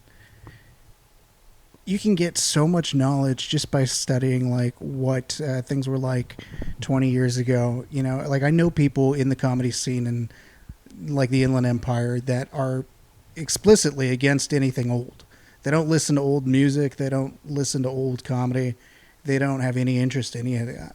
And I think they're missing something because you never know when inspiration's going to hit. Yeah, it's like you look at action movies today, kids or younger people, they're been brought up with like the Fast and Furious movies, especially the last couple, which have been so fucking crazy with the CGI and special effects. I'm sure Paul Walker's glad he's not around to see it. But I grew up with like Predator, which is like not Harvey Weinstein or certain people in the LA comedy scene, but like the one with Schwarzenegger, which has no special effects. Like it's literally 7 guys. I mean, when Carl Weathers is the best actor in the film, you got some big problems. But it was just 7 dudes who, on paper, should not have worked. I mean, if you look at the 7 actors in Predator, you had Shane Black, who wrote the movie. I'm sure he just put himself in the movie. He's the white guy with glasses who gets killed first. So he had no acting experience that I know of. You had Jesse the Body Ventura, who was a pro wrestler, no acting experience. You had Sonny Landham, who played, of course, my favorite, the Indian. He was a stunt man and did porn. You had Bill Duke, who obviously he's the black bald actor. He was probably the best actor. He's a legendary black actor, director. But, half the cast had 0 acting experience. And it's not like Schwarzenegger's a great actor. No. But that cast together somehow worked, and it was like watching Goodfellas. It's like making a cake with like lard and shit, and somehow it comes out tasting like peppermint. It was just such a good concept of a movie, and just I loved how you didn't see the actual Predator until like 80% of the movie was done. So you had this anticipation. So that last 20% of the movie was like so good because you're so invested in what this Predator looks like and the interaction it had with Schwarzenegger and the other people it killed. But nowadays you don't get that in like a Fast and Furious. You get just like these tons of special effects. Yeah. You get action sequences that are so fucking impossible to believe are happening that it's not the same to me. Yeah, there's definitely not as big of an emphasis on building suspense anymore. Yeah, in most films, pacing is not really a thing. It's all just kind of let's get it down. Let's get the gunshots and lasers going 2 minutes into the opening credits. It's like a lot like pro wrestling. Like, obviously I'm a big pro wrestling guy. I don't know why I say obviously. Like, yeah, if you don't know Earl, and again, listen to Inappropriate Earl because you will learn so much about Earl and comedy and life, and there's just a lot of wisdom on there. But yeah, Earl's a huge wrestling fan, and yeah, if you look his name up, I guarantee you will see at least one photo of him as like the Ultimate Warrior or like a faux Sting. Yeah, or you'll see a picture of me with actual wrestlers like You Booker were T. actually Rowdy Piper's co-host on his podcast. Yeah, right? the Piper's Pit podcast, I think they called it. And then, I think Roddy would come up to the Comedy Store, and he'd usually come just to play the piano in the main room at the time when there was a piano in the main room. There might still be one in the dark, but there's this one section of the main room behind the stage. It was so dark, I don't know what's back there right now. And then he'd come in the original room usually and watch us all do stand-up, and then he would ask to go on. And I think he was in the back one night when I was doing I wasn't even doing jokes, but it was just like how angry I was that my favorite wrestler, Sting, got fucked over when he went to WWF. And I think he said, you should come on the podcast and talk about it.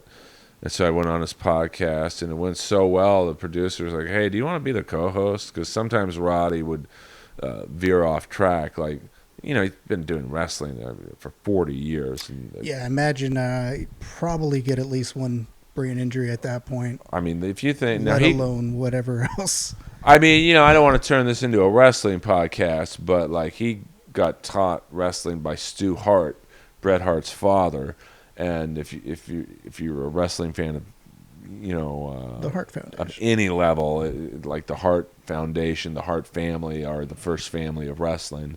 Well, that and the Von Erichs, but Stu Hart would teach people wrestling at his ranch in Calgary, and he basically ran it as a real event. Like, if you went to Stu Hart to learn wrestling, you wrestled. Like, if you wanted to feel what it was like to take a pile driver, like you took a pile driver, a real one. If you wanted to do a figure four leg lock because you think you're the next Ric Flair, he'd actually put you in a real figure four leg lock, and he would do the move in real time. Yeah, I gotta say, like, people that are very critical of wrestling and that, say that it's quote unquote fake, even though it may be a little bit written, there's nothing fake about the injuries that these guys get when they're actually doing these maneuvers. I mean, it's scripted, but they still have to do the moves. Like, if you're the Ultimate Warrior and the script, the writer comes in and says, hey, this is the finish of the match. You're going to throw Macho Man against the ropes. You're going to pick him up and put him in a gorilla press slam, which is basically lifting Macho Man straight up. So you're holding him like a statue. Like, it's a military press type move if you're a workout person. And that Macho Man's probably 260 pounds of solid muscle. And if there's anything more difficult than, say, doing a military press at a gym, which is just weights, it's doing it with a dead weight, like just live dead weight. Yeah, I can't imagine. Yeah, that's gotta hurt. Like that, but how? Like, it'd be like asking you right now to lift me up over your head. You could probably lift 205 pounds if it was just like a potato sack. Right. You just pick it up. You work your hands around the edges or whatever. But I'm 205 pounds. You'd have a lot more trouble doing that. Yeah. Just because I don't have an edge. You'd have to, like, okay, I just touched his leg and it's squished because, I don't know, it's squeezed fat or whatever. Like, how do I do this? So they still have to do these maneuvers, which is incredibly, complex. And, I remember when I went to WrestleMania, I think it was 21. I might be off. It was at Staples Center. And I was dating one of the managers from the band Motorhead, and they do Triple H's theme music.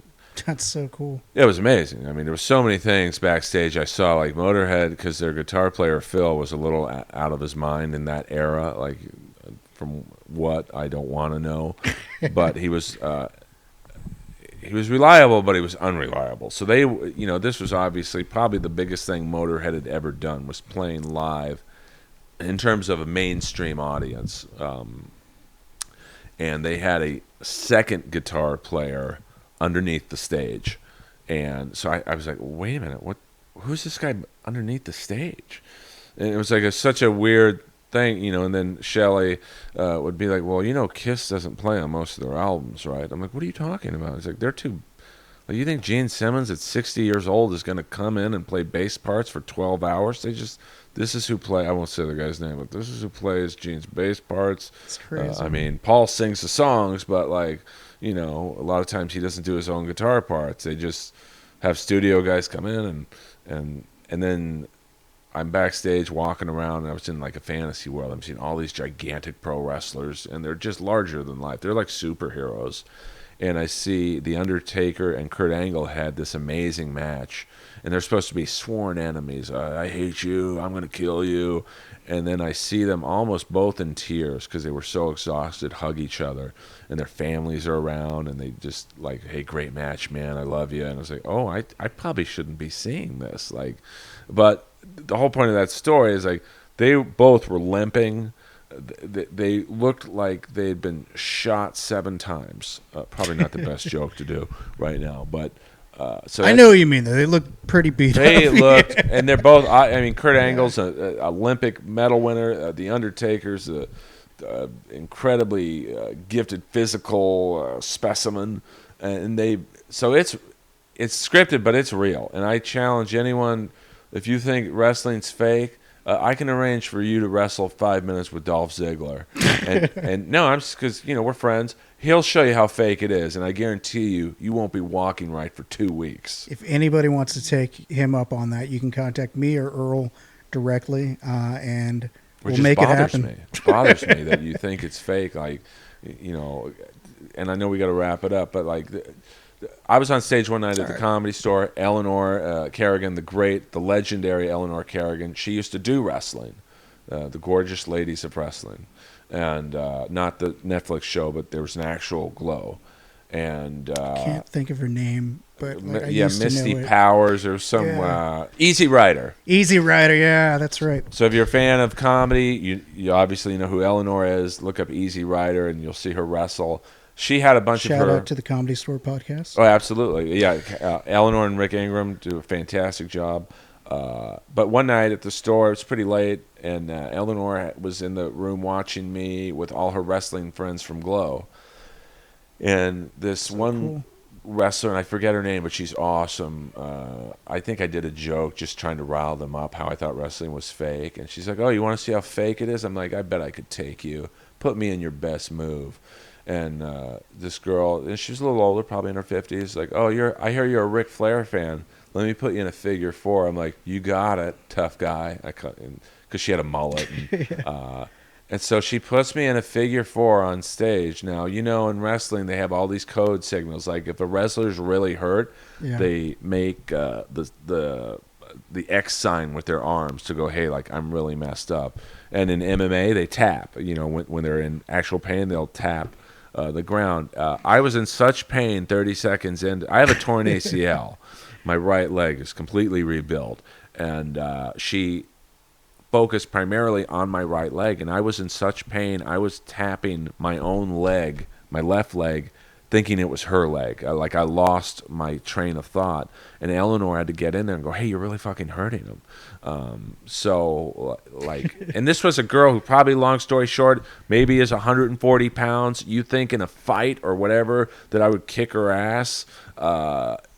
She could have retorn my ACL. It was such a gorilla grip on my legs. That's why when I went on Tom Segura's podcast, I was actually not mad, but I was like, oh, you think wrestling's fake? Let you and I do a wrestling match, and we'll see how fake it is. I don't know what I'm doing, but I guarantee you, if I put you in a figure 4 leg lock, I can rip every ligament in either leg. And you could do the same to me, because he's a big dude. Yeah. That, I was like, upset. Dude, I get it. Could you ever see yourself being a wrestler or anything? At 51, no. I could be a manager. Like, I've always loved managers, like, because they are like the hype men. Right. Like, I would love to be a manager for like Dolph Ziggler. Because growing up, like, it goes back to like how it was when I was a kid versus you, like.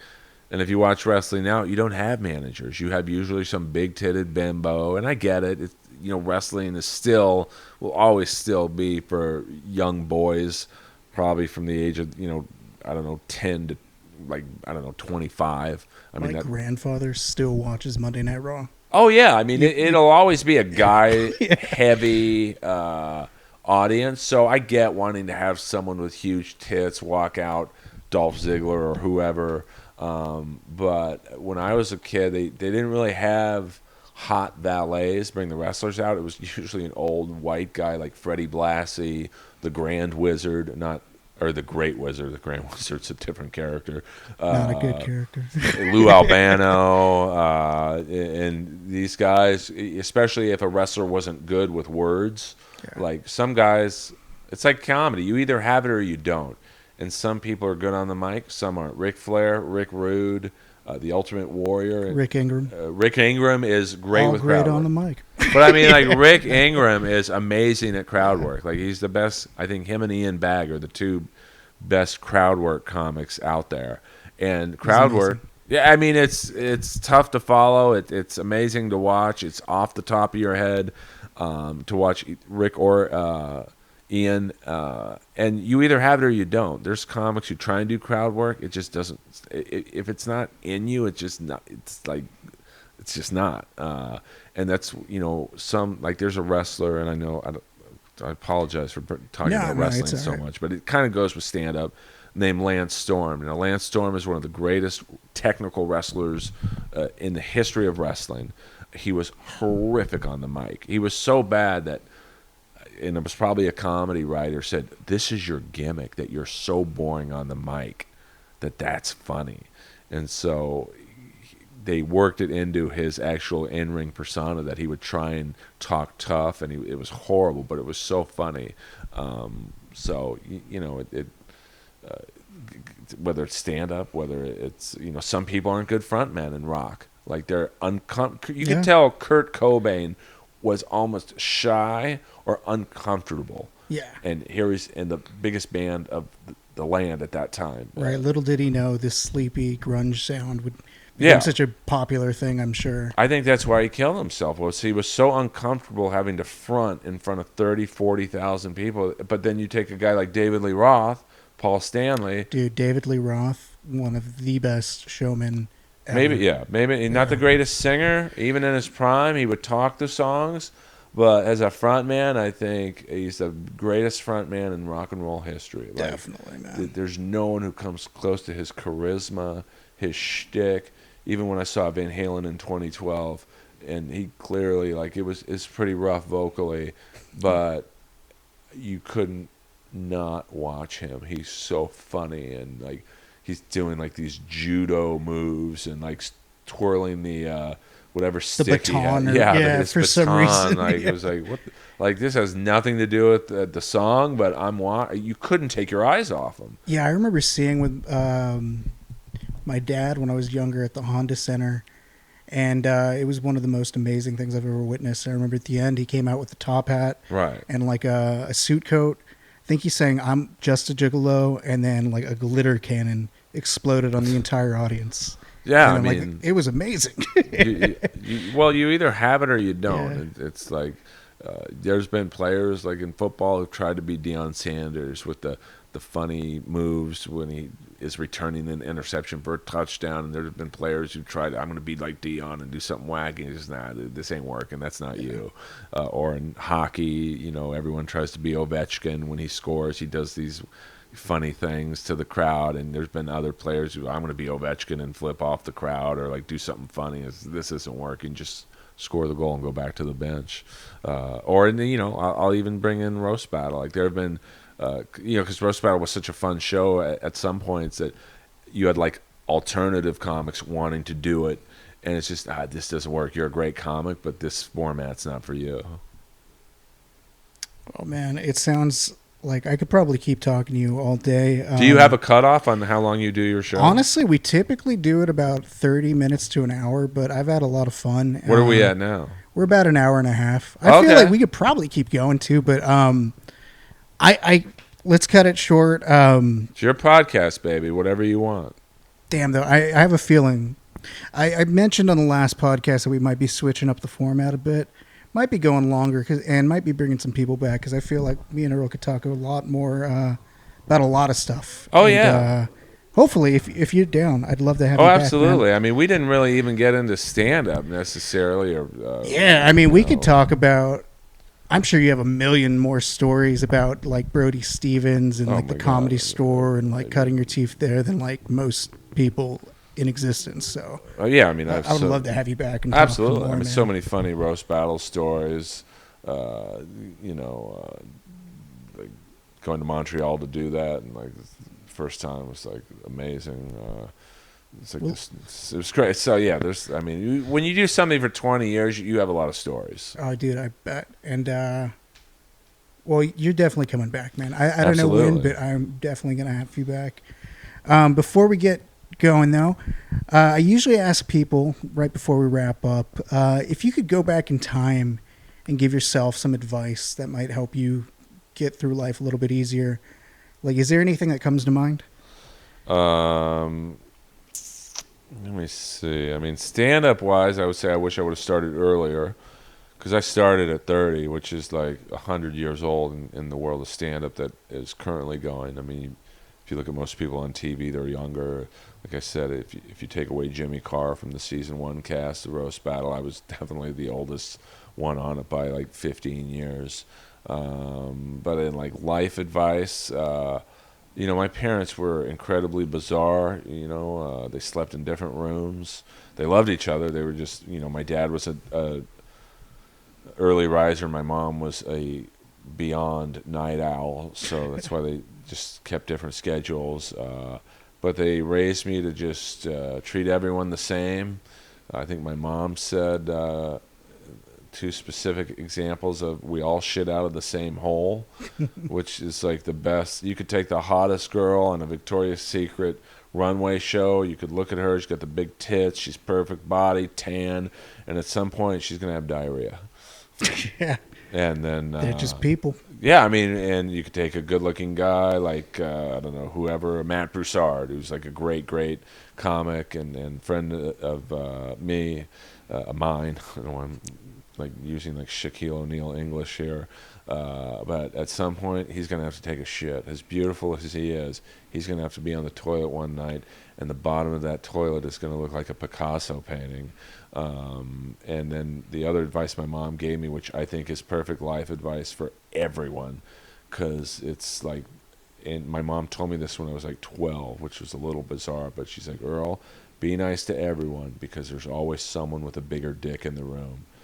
So when I was 12 years old, 13 years old, 14 years old, I would literally look at everyone in the room's crotch and going, well, he looks like he has a big dick. I should be nice to him. Because I take things literally. But, I think if you take that advice and say, apply it in the stand-up world, like, you might say, well, Earl's on the Jellies. He's the big deal in the room. And then Russell Peters walks in. It's like, Russell Peters makes $22 million a year or whatever he makes doing stand-up. He's like plays football stadiums. He plays hockey arenas in Canada. That's the guy with the biggest dick in the room. And then you could see like I'm trying to think of I don't know, Neil Brennan come in. That's the creator of the Chappelle Show. Oh, and so he's got a big. Here comes David Spade. He's on SNL. Here comes Rob Schneider. Like you should always be nice to everyone. I mean, my dad was friends with literally prostitutes and billionaires, and he treated the prostitutes nicer. And I see it a lot in the stand-up world, especially at my level of, whatever level of fame, for lack of better word, I have, or notoriety. I see like. I should say too, you are by far the most accomplished comedian and person that I've had on this podcast so far. So Well, you're in big really trouble. looking to. You're in big trouble. But like it goes. Just saying, man. Like everybody should look into to what you've done, and it's an honor to even have you here. Well, dude, you've always been good to me, but the whole point of that is like I might be the most known or whatever, not famous, but most accomplished person you've ever had on this podcast. So maybe my ego gets a little boost from that and go, yeah, I'm the fucking man.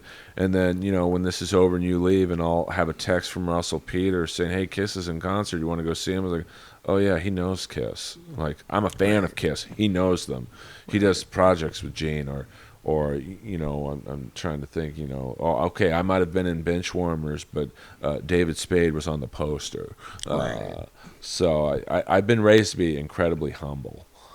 I think that's a really good character trait, though, man. And Well, it can be, but it's also, and I know we got to wrap up, that's all right. but like being humble almost hurts you in comedy, because if you Yeah. look at a lot of people who get success in this business, it's the people who brag about how good they are, how good their podcast is, or how successful they are on the road. And I had one person brag about, I think they played Canada and their shows were sold out, and I knew the owner of the club, and the owner was like, dude, we had to paper the whole room. So technically, yes, the shows were sold out, but very few people paid. Right. But this comic gets a lot of work because people go, oh my God, he sold out in this room in Canada. Let's have him in our room. And whereas if he was honest, he would have been like, I basically perform for free.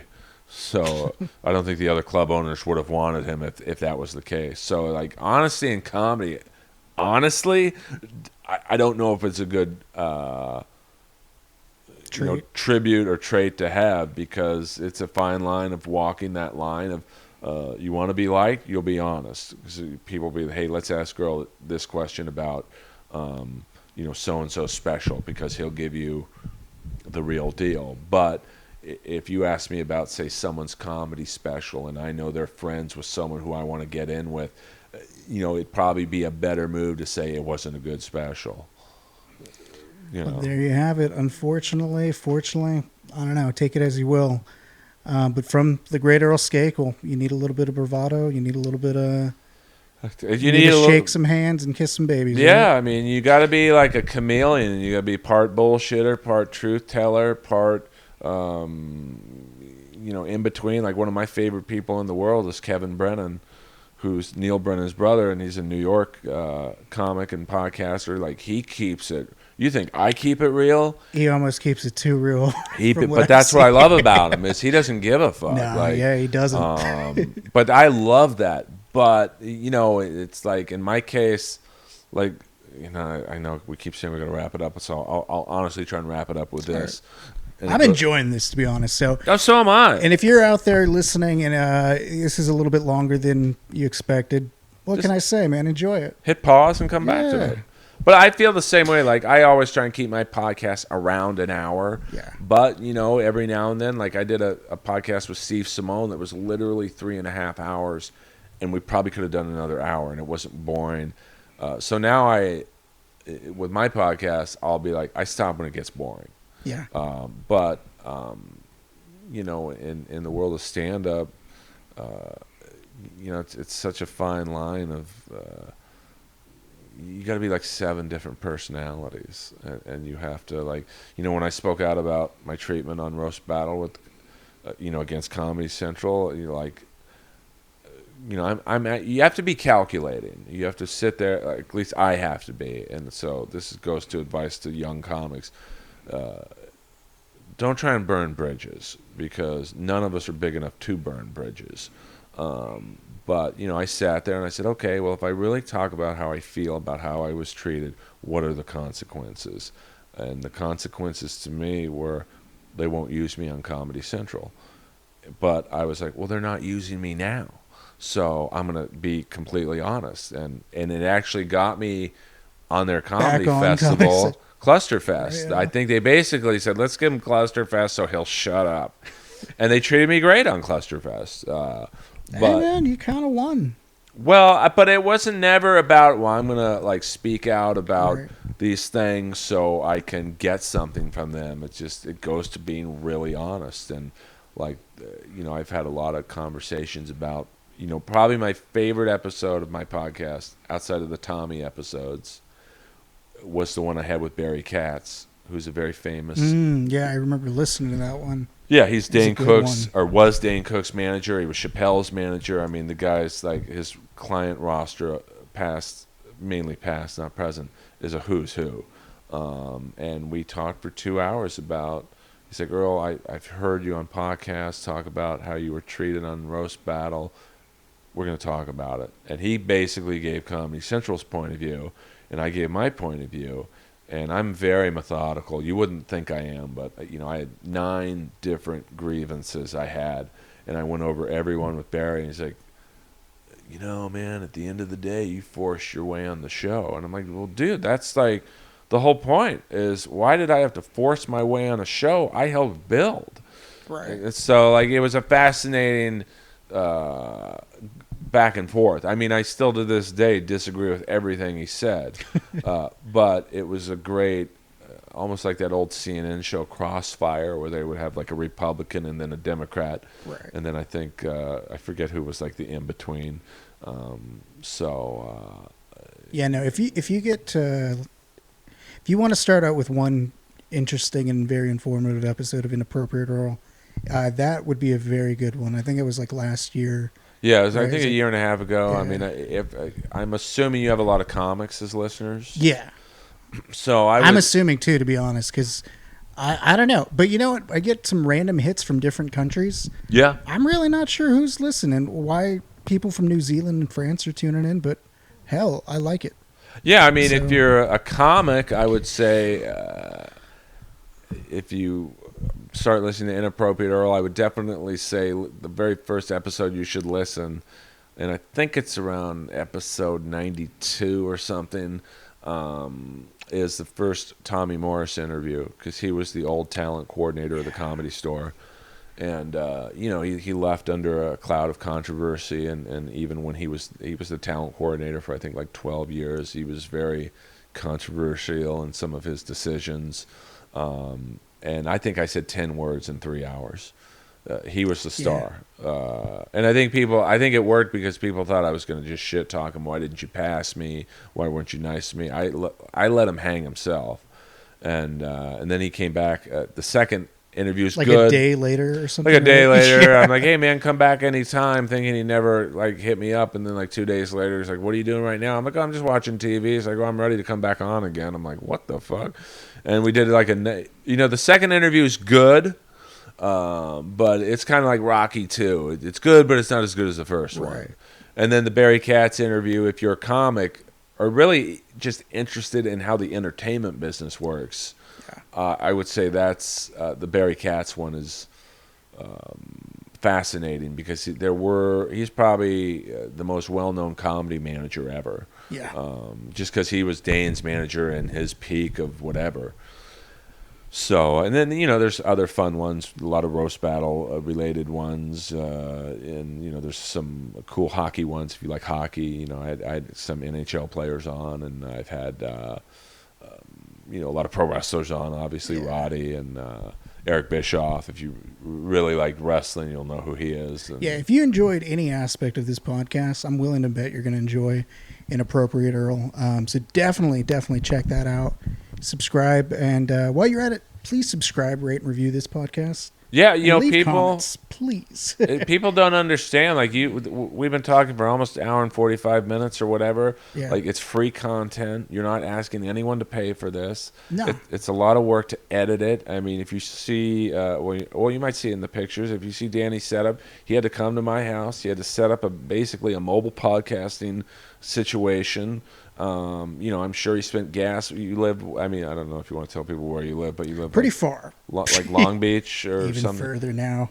Okay, so Yeah, I live, good distance from here. So he spent literally probably $20, $30 in gas, and he's not making $1 off this. Not that I even want to. But you do though. I mean, eventually it would be cool, but honestly, right now it's at this stage where I just want to create something meaningful.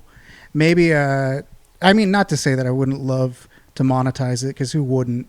Free money, or money, not even free, but money's great. It helps in life, but at the same time, I feel like there's so much intrinsic value just having these conversations. Like the amount of knowledge and wisdom that you just dropped, especially just coming from your very unique perspective, it's invaluable.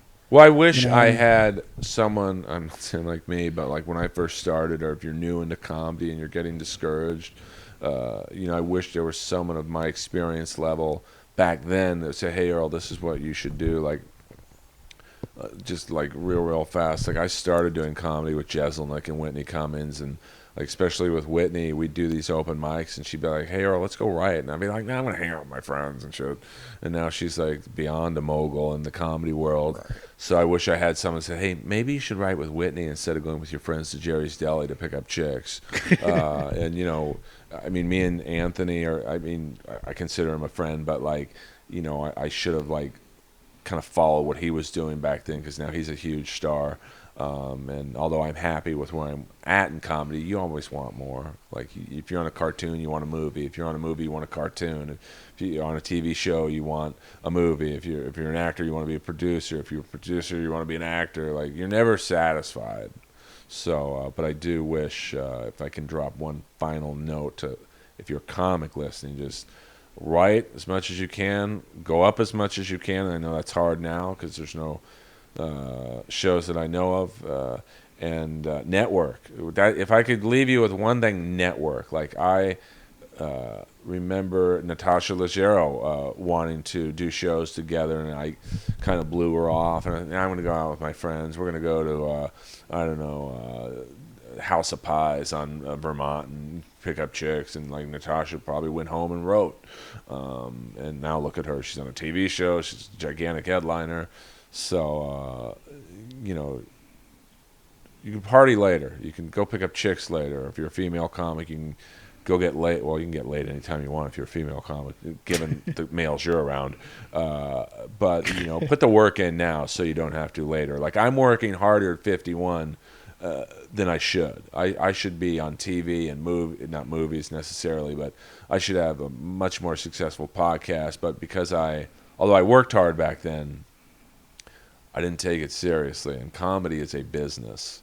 Make no mistake about that. You might be at the Rec Room, or what was that? What's the open mic on Monday nights in Huntington Beach? Yeah, it used to be the Rec Room. You might be at the Rec Room at Monday night, and you're with Joe Urell and great comics like him, and then they all go out. Joe, shout out to Joe. I did this podcast early on. It was pretty fun. Nice But like put the work in now so you don't have to at 51 be humping it, you know, like a mule, like a pack mule in a Western. All right, well, you heard it here first, guys. Work hard, party later. Earl, I want to thank you again for coming on and for allowing me to come out here, man. And just on a personal note, I want to thank you again just for always being a nice guy. Well, how it should be, you know. Yeah, dude, and you just always been real. I'm really only mean to people who are mean to me, and very few people are mean to me. So, you know. Keep that in mind, guys. Be nice to everybody. Because one day, the people you shit on, I guarantee you, will be higher up the food chain than you. So. Keep that in mind, everybody. All right, well, Earl, thank you again. Before we get going, I just want to ask you, is there a song that is personally special or significant to you that everybody should go out there and listen to? Well, I'm assuming since you've queued up Beth by Kiss that this should be the song I should answer. But no. I want you to pick something unique. This is going to happen.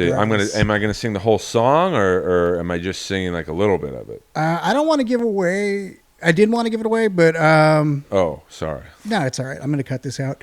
No, don't, dude. If I were you, I'd leave it because it's organic. All right. Like I know you asked me if I would be comfortable singing, but I didn't. I do very little research when I do someone else's podcast, so I wasn't sure. Am I singing the whole song? Well, I'll sing it with you, man, if it helps. Let's do some karaoke, though. Beth. Sure. But before we do that, and thank you again for even agreeing to that. Absolutely. Yeah, but I'm sorry I ruined it. No, you're good. You didn't ruin it at all. I think the real joy is going to come in a moment. Absolutely. But before we get to that, is there a song that comes to mind that's special or significant to you? I mean, I did sing this song to my mom once, so this song works. The song works? Or since I am a big, I mean, is this a thing where if I gave you any song, it would come up in the queue? Or we could probably find it. Honestly, though, because we're just big Kiss fans, because this is like the most lovable Kiss song, I think, by like all people. I thought it would be a good way to end it. It is. I mean, there are two other Kiss songs that I'd be down with. Yeah. Lick It Up, of course. and All Hell's Breaking Loose, which is off. Look it up. It's really the first rock rap. You know, everyone gives Aerosmith credit for doing the collaboration with Run DMC to bridge rock and rap. Paul Stanley's rap at the beginning of All Hell's Breaking Loose is dope, as the kids say. I could probably recite it to you right now before we do this. You want to try to take a guess? Oh, absolutely. I don't even need the karaoke. Street hustler comes up to me one day when I'm minding my own business. Now he looks me up, he looks me down, and says, "Hey man, what be this, and what be that, and why do you gotta look like that?" Well, I just kind of looked at him and I said, "That ain't cool, man. I had to breathe. Haven't you heard?" And then it goes into all hell's breaking loose. Hey, hey, have you heard the word? Thank you so much, man. I wish we had an audience right now, because that would definitely get an applause break. Probably would. I think so. So we could do Beth. Beth is a good one. Beth's a good one. Okay. Well, I mean, cat's out of the bag, but sorry. No, you're good. We can look it up, or you can just pick a random Kiss song. I probably know if I ruin the surprise of Beth. You know. No. We can do another. I'm cool with this, man. Random Rat song. That would be good too, but.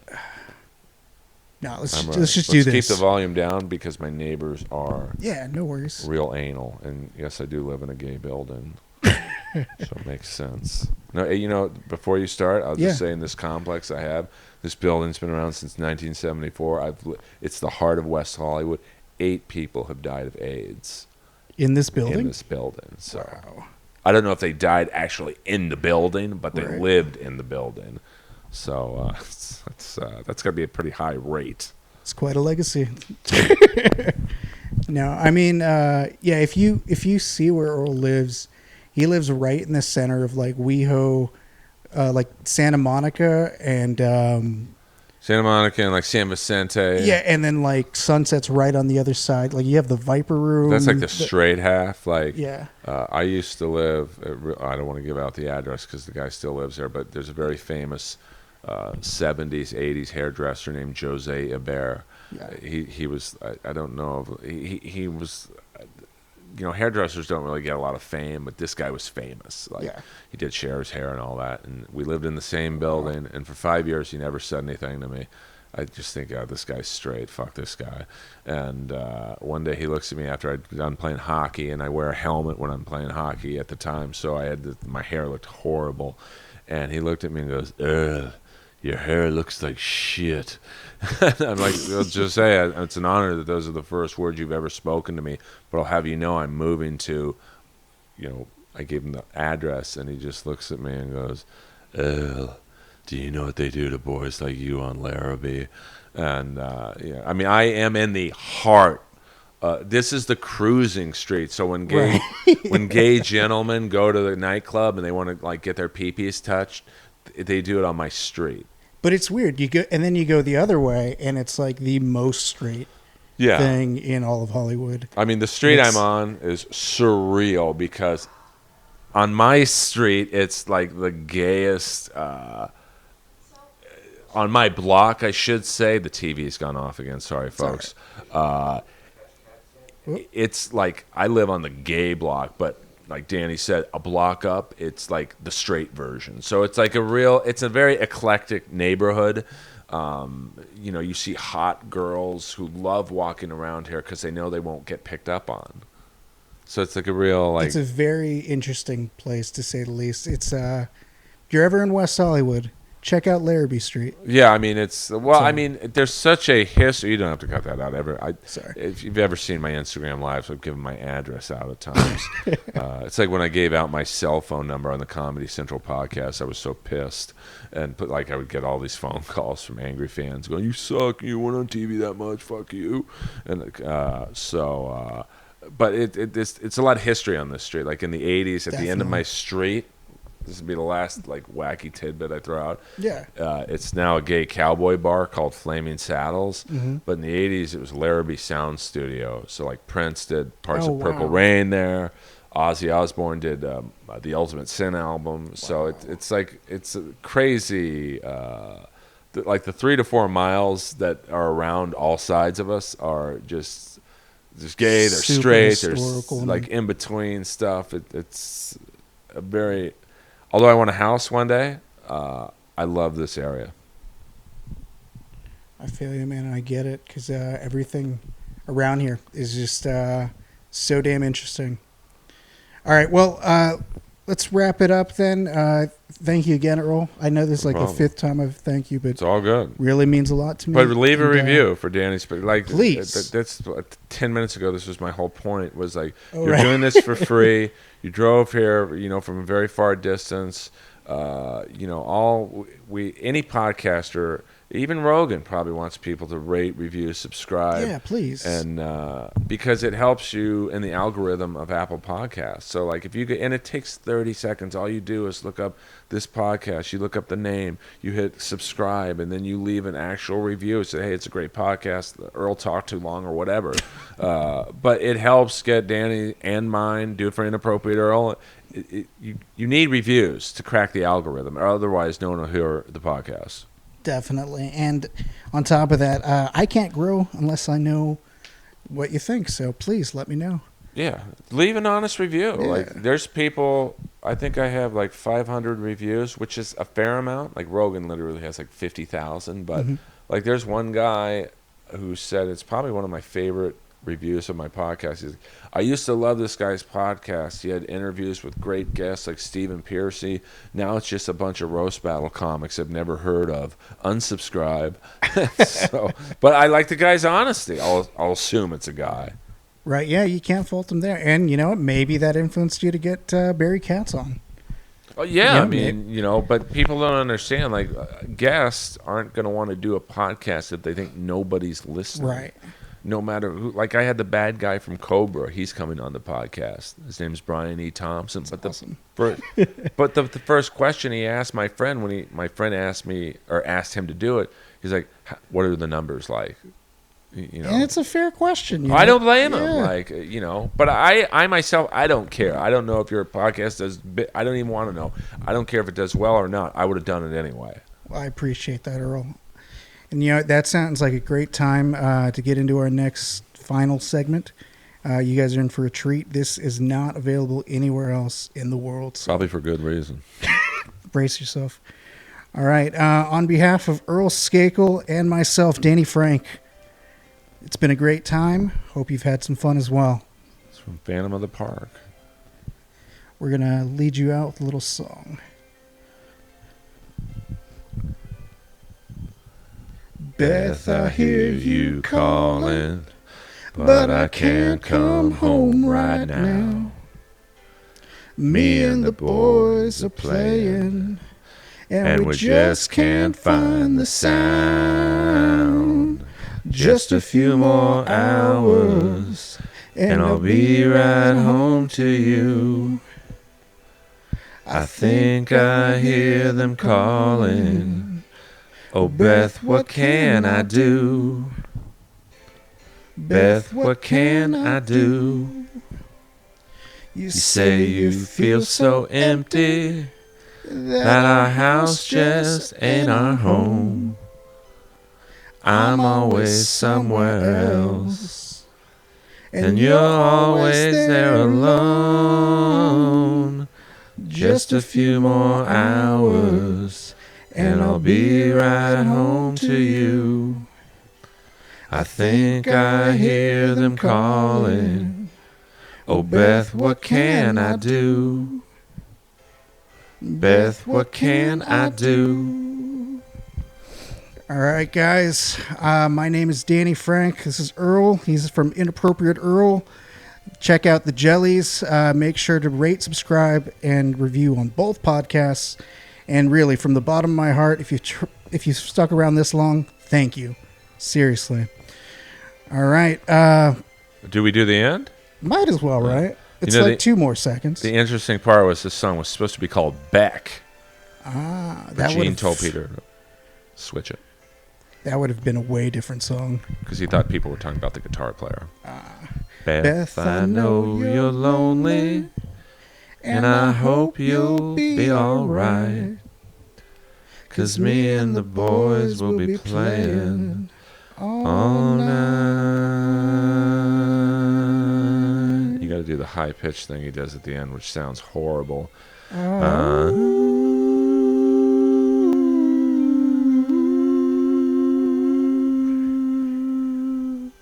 All right, thank you, Earl. This is Danny Frank's Walks of Life. Thank you.